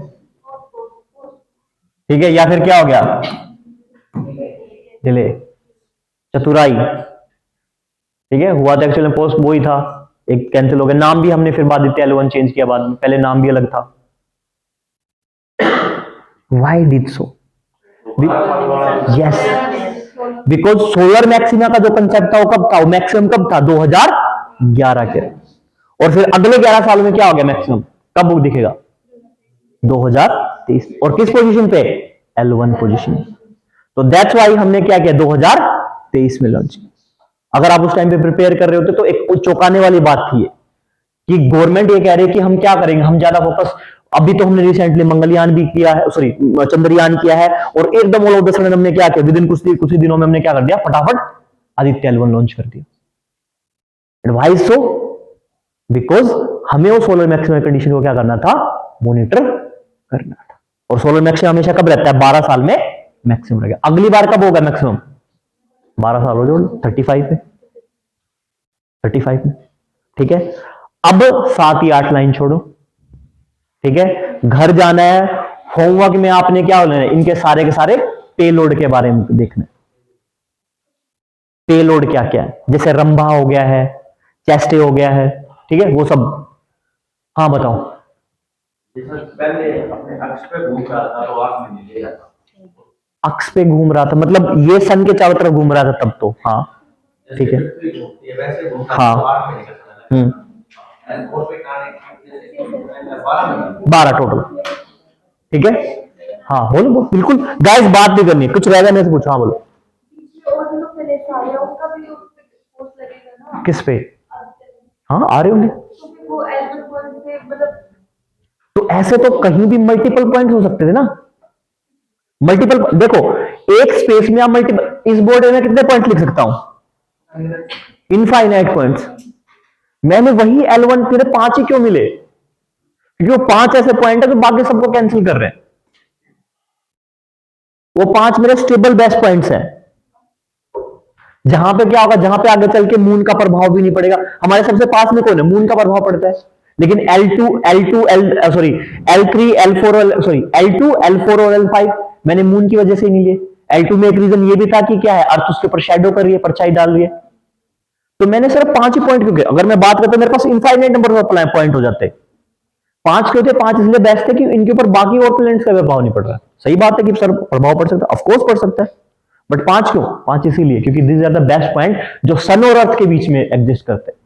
ऐसे बहुत सारे पॉइंट हो गए जो क्या है, अर्थ और जुपिटर के बीच में एग्जिस्ट करते हैं, कहीं और होंगे, बिकॉज दीज आर द 5, और उनकी पोजीशन ऐसे ही है जैसे लिखी है, ये रैंडम नहीं है। 5 पॉइंट एग्जिस्ट करते हैं जहां पे मैक्सिमम क्या है, जिनके ऊपर मैक्सिमम इनका प्रभाव रहेगा, बाकी सबका प्रभाव नहीं आएगा। इनके बीच में कोई डेवलपमेंट नहीं है। अगर मैं बात करूंगा तो मेरे पास ग्रह नहीं आया कोई भी, ठीक है। बीच में उससे आगे मेरे पास क्या है, अर्थ से पहले मरकरी है, और क्या है मेरे पास, वीनस है, वो आगे पड़ता है, ठीक है। लेकिन वैसे पॉइंट है कि उनका प्रभाव नहीं पड़ता है। प्रभाव पड़ना था मेरे पर, क्योंकि हमारे पास सबसे नियर बाई ऑब्जेक्ट कौन सा है? मून। कल को ऐसा हो सकता है कि कोई कोमेट आए, कोई एस्ट्रॉइड आए। एस्ट्रॉइड समझते हो? क्षुद्र ग्रह जिनको बोलते हैं। क्षुद्र ग्रह वो होते हैं जो छोटे से ऑब्जेक्ट है, पत्थर के टाइप में, प्लेनेट के टुकड़े हैं, ठीक है, ठोस टुकड़े हैं बहुत बड़े मात्रा में, और वो क्या है, वो सूरज के चारों तरफ घूमते रहते, सूरज के चारों तरफ घूमते रहते, सॉलिड ऑब्जेक्ट्स है। क्या है? क्षुद्र ग्रह, एस्ट्रॉइड्स, एस्ट्रॉइड्स, क्षुद्र ग्रह, ठीक है। कल को मेरे साथ ऐसा हो सकता है कि कोई बीच में क्षुद्र ग्रह आ जाए, वो तो रैंडमली घूम रहे, तो वो डिस्ट्रॉय कर सकता है। लेकिन अब तक का बेस्ट क्या, अब तक का ही, ऐसा तो हमें भी नहीं पता, डायनासोर को थोड़ी नहीं पता था, ठीक है, कि ऐसा होगा, बट दैट विल हैपन। उसके लिए क्या है थर्मल या कोई ऐसे सिचुएशन के लिए 2 चीजें हैं, एक तो डार्ट मिशन है पढ़ना यूएसए का, दूसरा है इंडिया का नेत्रा। नेत्रा का मतलब आई इन द स्काई, ठीक है। थोड़ा सबर रखोगे तो हम इन पे जाएंगे, बाकी अगर अभी पढ़ना है तो आप पढ़ सकते हो। डार्ट मिशन है यूएसए का, नासा का, और इंडिया का नेत्रा मिशन, DART, डार्ट, वो जो बोर्ड पे मारते हैं डार्ट, डार्ट एंड नेत्रा। ये हुआ ना सवाल, अच्छा। 2 मिशन है, डार्ट एंड नेत्रा, इनके बारे में हम बात करेंगे, डोंट वरी। इतना क्लियर है कैसे आदित्य L1 काम करता है, सब चीजें ओके। अब आ जाओ मेरे चंद्रयान 1, सिंपल बता देता हूं, ठीक है, डाल के, अगर तो किसी को ज्यादा इंफॉर्मेशन चाहिए हो तो पढ़ लेना। सिंपल था, हमने क्या किया था, हमने चारों तरफ, हमने लैंडिंग नहीं की मून के ऊपर। चंद्रयान 1 में हमने क्या था, बाहर से क्या है, क्या रख दिया, ये सब क्या स्पेसक्राफ्ट। ये डार्ट और नेत्रा क्या है? मिशन है, मिशन यूएसए का। तुमने क्या सवाल पूछा था? इनको प्रोटेक्ट करने के लिए क्या मतलब सेटअप है, हाँ क्या है? हाँ, मिशन है ये, घर पे जाके पढ़ना, ठीक है, यूएस उसमें डाल के। और अगर क्लास में पढ़ना है तो थोड़ा टाइम वेट करो, उसके बारे में बात करेंगे, क्योंकि अभी वो वक्त नहीं आया है। हेलो मिशन में वहां पे हेलो बताता, ऑर्बिट नहीं आता किसी को समझ में, आज सबको हेलो ऑर्बिट समझ में आया, तो टाइम रखो थोड़ा सा, ठीक है। अगर एडवांस में पढ़ना है तो खुद से पढ़ लो जाके, जब वो आया क्लासरूम के अकॉर्डिंग तो मैं वहां पे बताऊंगा, ठीक है। आपने पूछा था कि इनके बचाव के लिए क्या चीजें हैं, तो 2 मिशन है, 1 इज डार्ट यूएसए का, दूसरा इंडिया का नेत्रा। अब सुनो, अब ये क्या कहते हैं हाँ कहां पे था मैं? हाँ चंद्रयान 1। चंद्रयान 1 में बेसिकली क्या था गाइस, बात नहीं अभी जरूरी है। उसमें मिशन में क्या था कि मैंने क्या किया, मून पे लैंडिंग नहीं की, एक क्या किया, स्पेसक्राफ्ट लिया जो मिशन था और उसको चारों तरफ क्या है मून के घुमा दिया, और मैंने दूर से क्या किया, मून की मॉनिटरिंग की और मैंने देखा, और उससे मुझे क्या पता चला, उससे मुझे ये पता चला कि yes there is a ice stress in the moon. Moon पे क्या है, पानी की संभावना है, और पानी किसकी फॉर्म में, आइस की फॉर्म, बर्फ की फॉर्म। और इंडिया क्या, इंडिया पहली कंट्री बनी, ठीक है, इंडिया क्या बनी, पहली कंट्री बनी। और तुम्हें एक मजेदार स्टोरी बताऊं, मजेदार स्टोरी, हमने तकरीबन जब मिशन ये लॉन्च किया चंद्रयान मिशन, हम सक्सेसफुल हो गए। इवन हमने अपना डेटा नासा को भेजा पुष्टि के लिए, हमने न्यूज रिपोर्ट कर दी कि हमने क्या ढूंढ लिया है, मून पे पानी की संभावना ढूंढ ली है। और हमने ये डेटा क्रॉस वेरिफिकेशन के लिए किसको भेज दिया, नासा को भेज दिया कि भाई ये डेटा है, आप देख के बताओ कहीं हम गलत तो नहीं है। ऐसे ही होता है, सेकंड प्रूफ रीडिंग के लिए फिर कुछ भी लगा लो। ये हुआ, नासा वालों ने कंफर्म कर दिया। हमारे पड़ोसी देश ने अपना एक मिशन भेजा, किस पे, चांद पे। किस पे भेजा, चांद पे भेजा। उन्होंने लॉन्च कर दिया, 3 दिन तक उनको पता ही नहीं लगा, ठीक है, उन्होंने लॉन्च कर दिया और उनका क्या हो गया, स्पेसक्राफ्ट गायब हो गया। 3 दिन के बाद उस स्पेसक्राफ्ट ने उनको फोटो भेजी, ठीक है, फोटो भेजी, और फोटो भेजने के बाद में उसने फोटो भेजी कि वहां पे चांद पे पानी है। अल जजीरा चैनल, लोकल टीवी चैनल चिल्ला चिल्ला के बोल रहे हैं कि देखिए हमारे पड़ोसी मुल्क ने सिर्फ चांद पे पानी खोजा है। ये मैं नहीं कह रहा हूं, ये क्लिपिंग है, इवन यूट्यूब पे मिलेंगे आपको, कि हमारे पड़ोसी मुल्क ने क्या खोजा है, सिर्फ पानी खोजा। लेकिन हमने क्या है, पानी के भंडार, उन्होंने एक भंडार को कुछ और आगे वर्ड यूज किया, उन्होंने बहुत ज्यादा मात्रा में क्या खोज लिया है, पानी के भंडार खोज लिए हैं। कहां पे, मून पे।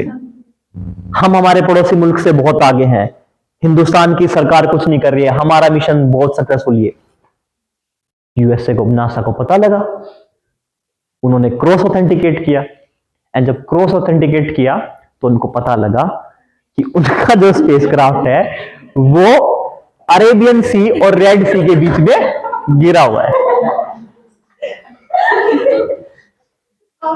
And this is the real news, मजाक की बात नहीं है, सच्ची न्यूज है ये। आप अगर देखोगे, सर्च करोगे, आपको मिलेंगी क्लिप्स, ठीक है। वो बात अलग है कि बहुत बीच में ऐसा हो सकता है कि ना भी मिले, क्योंकि इंडिया ने क्या किया था, बहुत सारे चैनल अभी कुछ टाइम पहले पाकिस्तानी चैनल बैन कर दिए थे, news channel.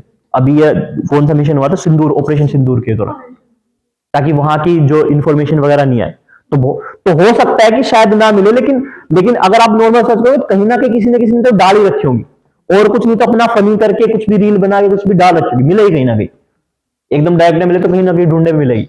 And this is happened, ठीक है। तो ऐसा नहीं है कि हमारे न्यूज चैनल वाले ऐसा करते हैं, पागलों की मात्रा हर जगह बढ़िया संख्या में भरी हुई है, ठीक है। तो मेरा जो आदित्य L1 था, व्हाट डिड ही डिड, उसने सिंपल क्या किया, सॉरी आदित्य L1 नहीं, चंद्रयान 1 ने क्या किया, दूर से, सेकंड मिशन हमारा है चंद्रयान 2।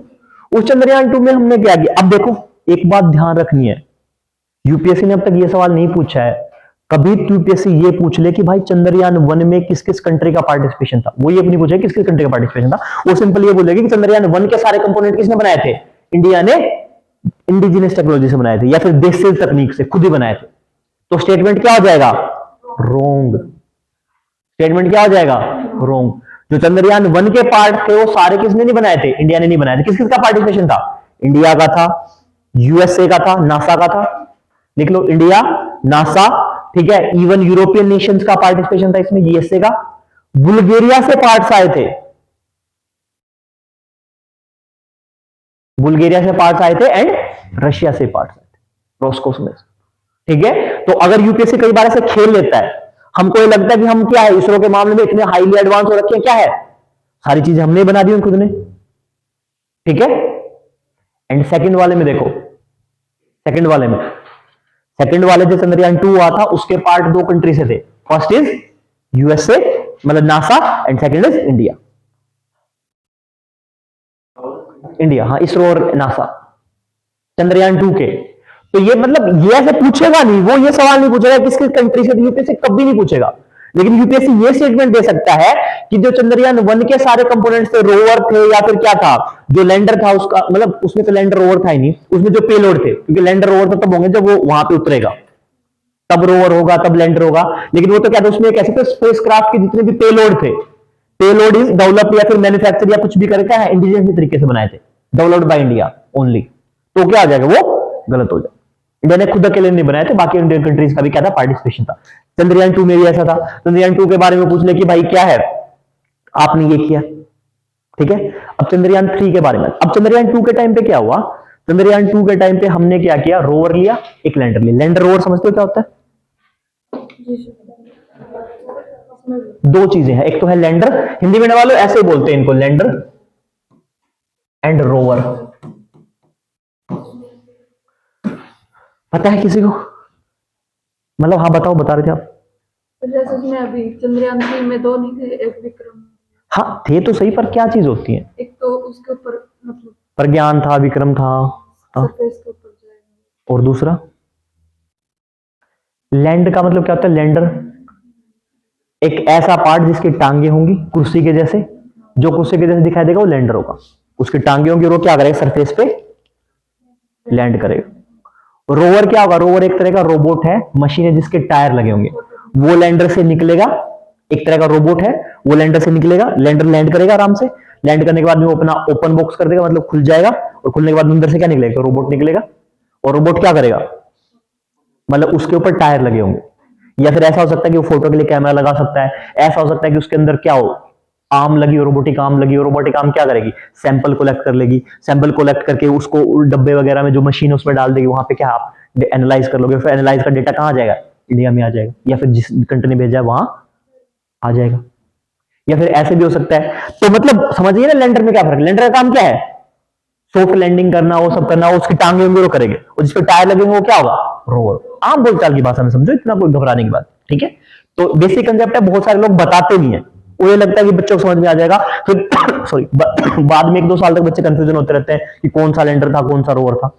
क्लियर है अभी, नहीं कंफ्यूज हो गए। और सिंपल है कि ये नहीं चंद्रयान के लैंडर होगा, किसी दूसरे ग्रह पे हमें लैंडिंग करनी है तो लैंडर की जरूरत पड़ेगी, और जो उसके अंदर जो मशीन होगी जिसके अंदर टायर लगे वो क्या है, मेरा रोवर, ठीक है।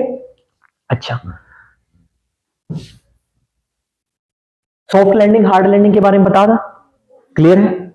हाँ, अब चंद्रयान 2 के टाइम पे क्या हुआ था, चंद्रयान 2 के टाइम पे हमने क्या किया, ट्राई किया सॉफ्ट लैंडिंग। जब हमने चंद्रयान 2 लॉन्च किया था, C2, तो सिर्फ 3 कंट्री थी। कौन सी country? USA, Russia and China.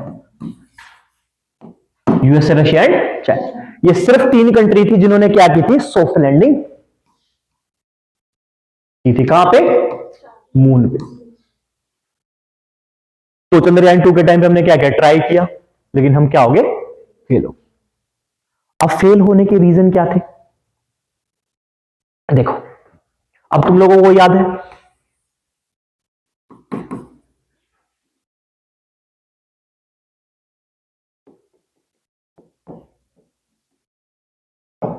याद है ना वो।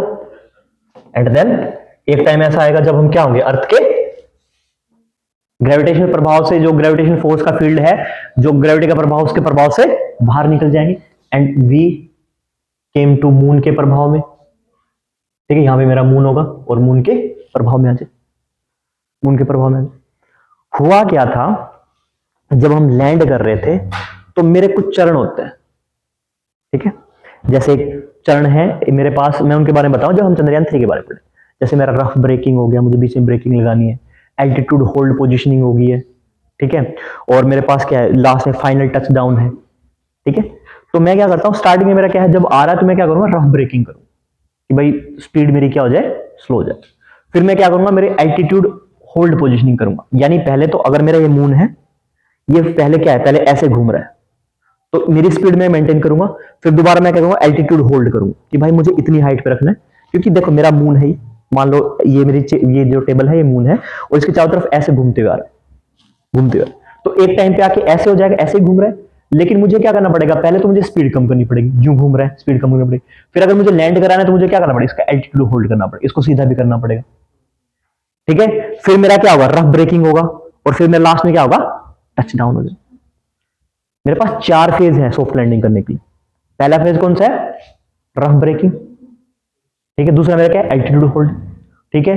और फिर मेरा 2 फेज से ब्रेकिंग आएगा, फिर मेरा लास्ट में फाइनल टच डाउन। हुआ क्या था, जब मैं फेज चेंज कर रहा था, कौन सी, एल्टीट्यूड होल्ड पोजीशनिंग वाली चेंज कर रहा था, तो मुझे क्या था, मुझे 2 मीटर पर सेकंड की वेलोसिटी चाहिए थी, ठीक है। और वो वेलोसिटी क्या है, मैंने क्या कर रखा था, अब देखो, अब मैंने वो बताया था तुम्हें, कौन से वाला, रीयूजेबल लॉन्चिंग व्हीकल, याद आ रहा है। उसमें क्या था कि पहले 2 चांसेस में क्यों फेल हुआ, क्योंकि वो थ्रस्ट ज्यादा जनरेट कर रहा था। तो स्पेस एक्स ने क्या किया कि जब बिल्कुल फाइनल टच डाउन का पॉइंट था, जब वो अपने लॉन्च पैड पे वापस आकर टच डाउन हो रहा था, तो स्पेस एक्स ने क्या किया, जो मेन इंजन था उसको बंद कर दिया, और फिर क्या किया, दूसरा इंजन स्टार्ट कर दिया, और लास्ट में क्या, थ्रस्ट कम हुआ, और उसने क्या कर दिया, उसको फाइनल टच डाउन कर दिया, वापस लॉन्च पैड पे प्लेस कर दिया। हमने क्या गलती की चंद्रयान 2 के टाइम पे, हमारे पास 2 इंजन लगे हुए थे, 2 इंजन रोवर के साइड में ऐसे, जैसे अगर मेरा कोई बॉक्स है ऐसा, उसके दोनों तरफ साइड में क्या थे, 2 इंजन लगे हुए थे, ठीक है।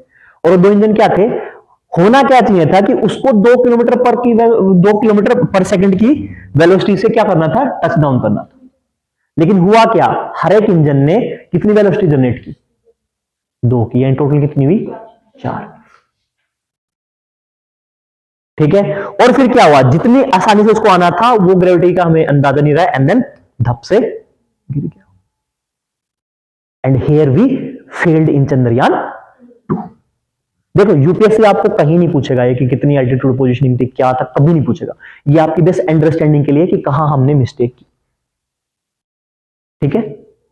लेकिन हुआ क्या, हुआ उसके बाद में हमने क्या किया, उसके बाद में हमने हार्ड लैंडिंग होगी, वो गिर गया, ठीक है, अच्छा ही नहीं कर पाया। फिर हमने उसके अंदर से रोवर निकाला, अंदर से हमने जब उसको रोवर निकाला, क्योंकि वो था, रोवर निकलने के बाद में हमने जब उसको टेस्ट किया कि सही चल रहा है, तो उसने उसके बाद में भी डेटा हमें बहुत सारा भेजा। ऐसा नहीं था कि मतलब वो डेस्ट्रॉय हो गया था, ठीक है, वो आधा काम कर रहा था।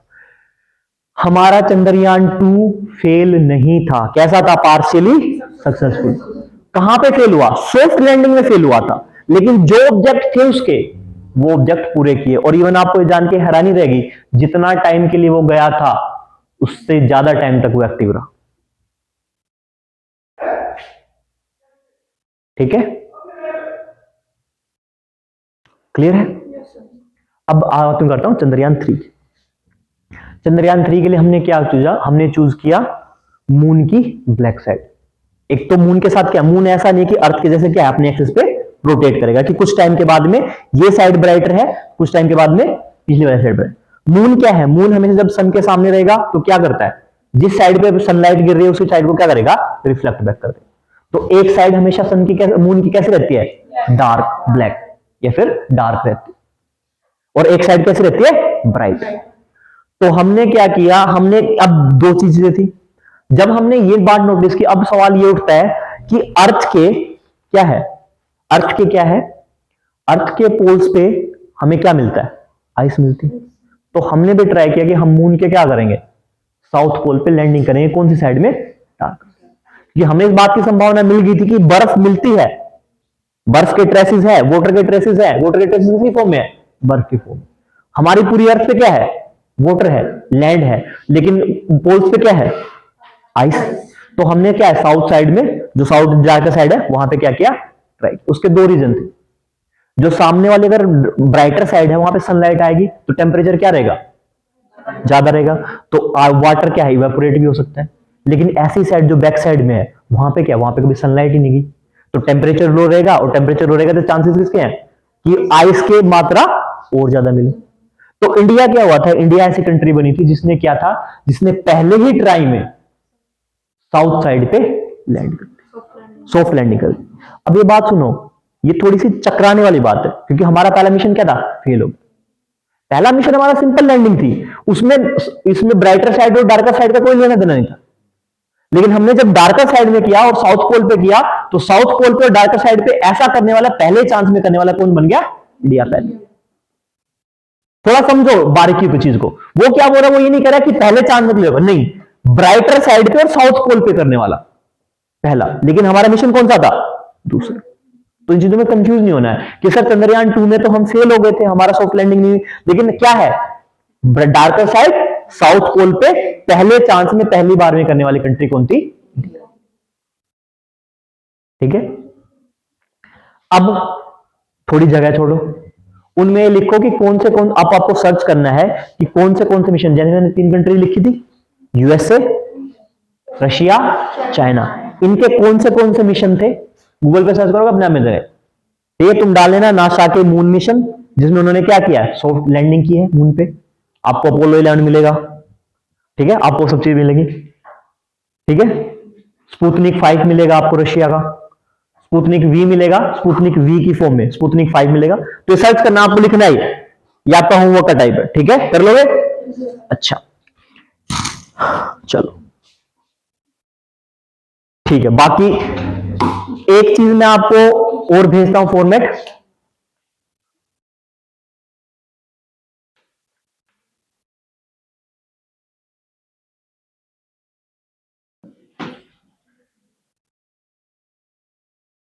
तुम लोगों ने कभी गेम जोन में जाके गेम खेला है? किसी ने गेम जोन में जाके गेम खेला है? हाँ खेला होगा, तब सबने नहीं खेला ना। अब किसी ने वो खेला है नॉर्मल वीडियो गेम्स? तुम कार को कितनी बार ही ठोक लो। बहुत सारे लोग ऐसे होते हैं जो कार चलाने सीखने के लिए क्या करते हैं, वहां पे गेम जोन में जाके सीखते हैं। वहां पे क्या होता है, वहां पे अगर जैसे गेम में हुआ ना, गेम में तो आपको पता नहीं चलेगा, अगर गेम जोन में जाके आप कार ड्राइव करोगे तो आपको वैसे हैंडल मिलेगा, वैसे गियर के शिफ्ट मिलेगी। अगर आपने कहीं पे टकरा दी गाड़ी तो आपको उतना इंपैक्ट फील होगा जिस गति से गाड़ी टकराई, तो आपको वैसे फीलिंग हो।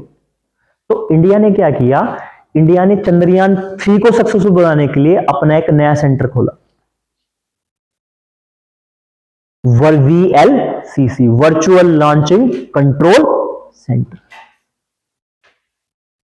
और अगर चंद्रयान 3 के सक्सेसफुल के लिए बात करना है तो सबसे फेमस कौन था, सबसे ज्यादा इंपॉर्टेंट रोल किसका था? VLCC का। ये VLCC वाली क्रीम नहीं है, ठीक है सर, VLCC ये क्या है? Virtual launching control centre. इसमें क्या था, इसमें उन्होंने क्या किया, इसमें उन्होंने ऐसे ही टेम्परेचर या फिर क्या ऐसा इन्वायरमेंट जनरेट किया जिसकी वजह से क्या हो रहा है, जिसकी वजह से आपको आउटर स्पेस में जब आप लॉन्च कर रहे हो तो बिल्कुल वैसी फीलिंग आएगी। क्या क्या गड़बड़ हो सकती है, क्या क्या गड़बड़ नहीं हो सकती, तो उन्होंने क्या किया, वर्चुअल फॉर्म में पहले लॉन्च करके देख लिया। किसने? इसरो ने। और इस VLCC का सबसे बड़ा रोल था इन द सक्सेसफुल लॉन्चिंग और successful soft landing on the moon by Chandrayaan 3। ठीक है, अब एक और चीज है, चलो वो मैं आपको भेज दूंगा, चंद्रयान 3 वाले मैं भेज दूंगा आज शाम। ठीक है, बाकी कल करते हैं आप।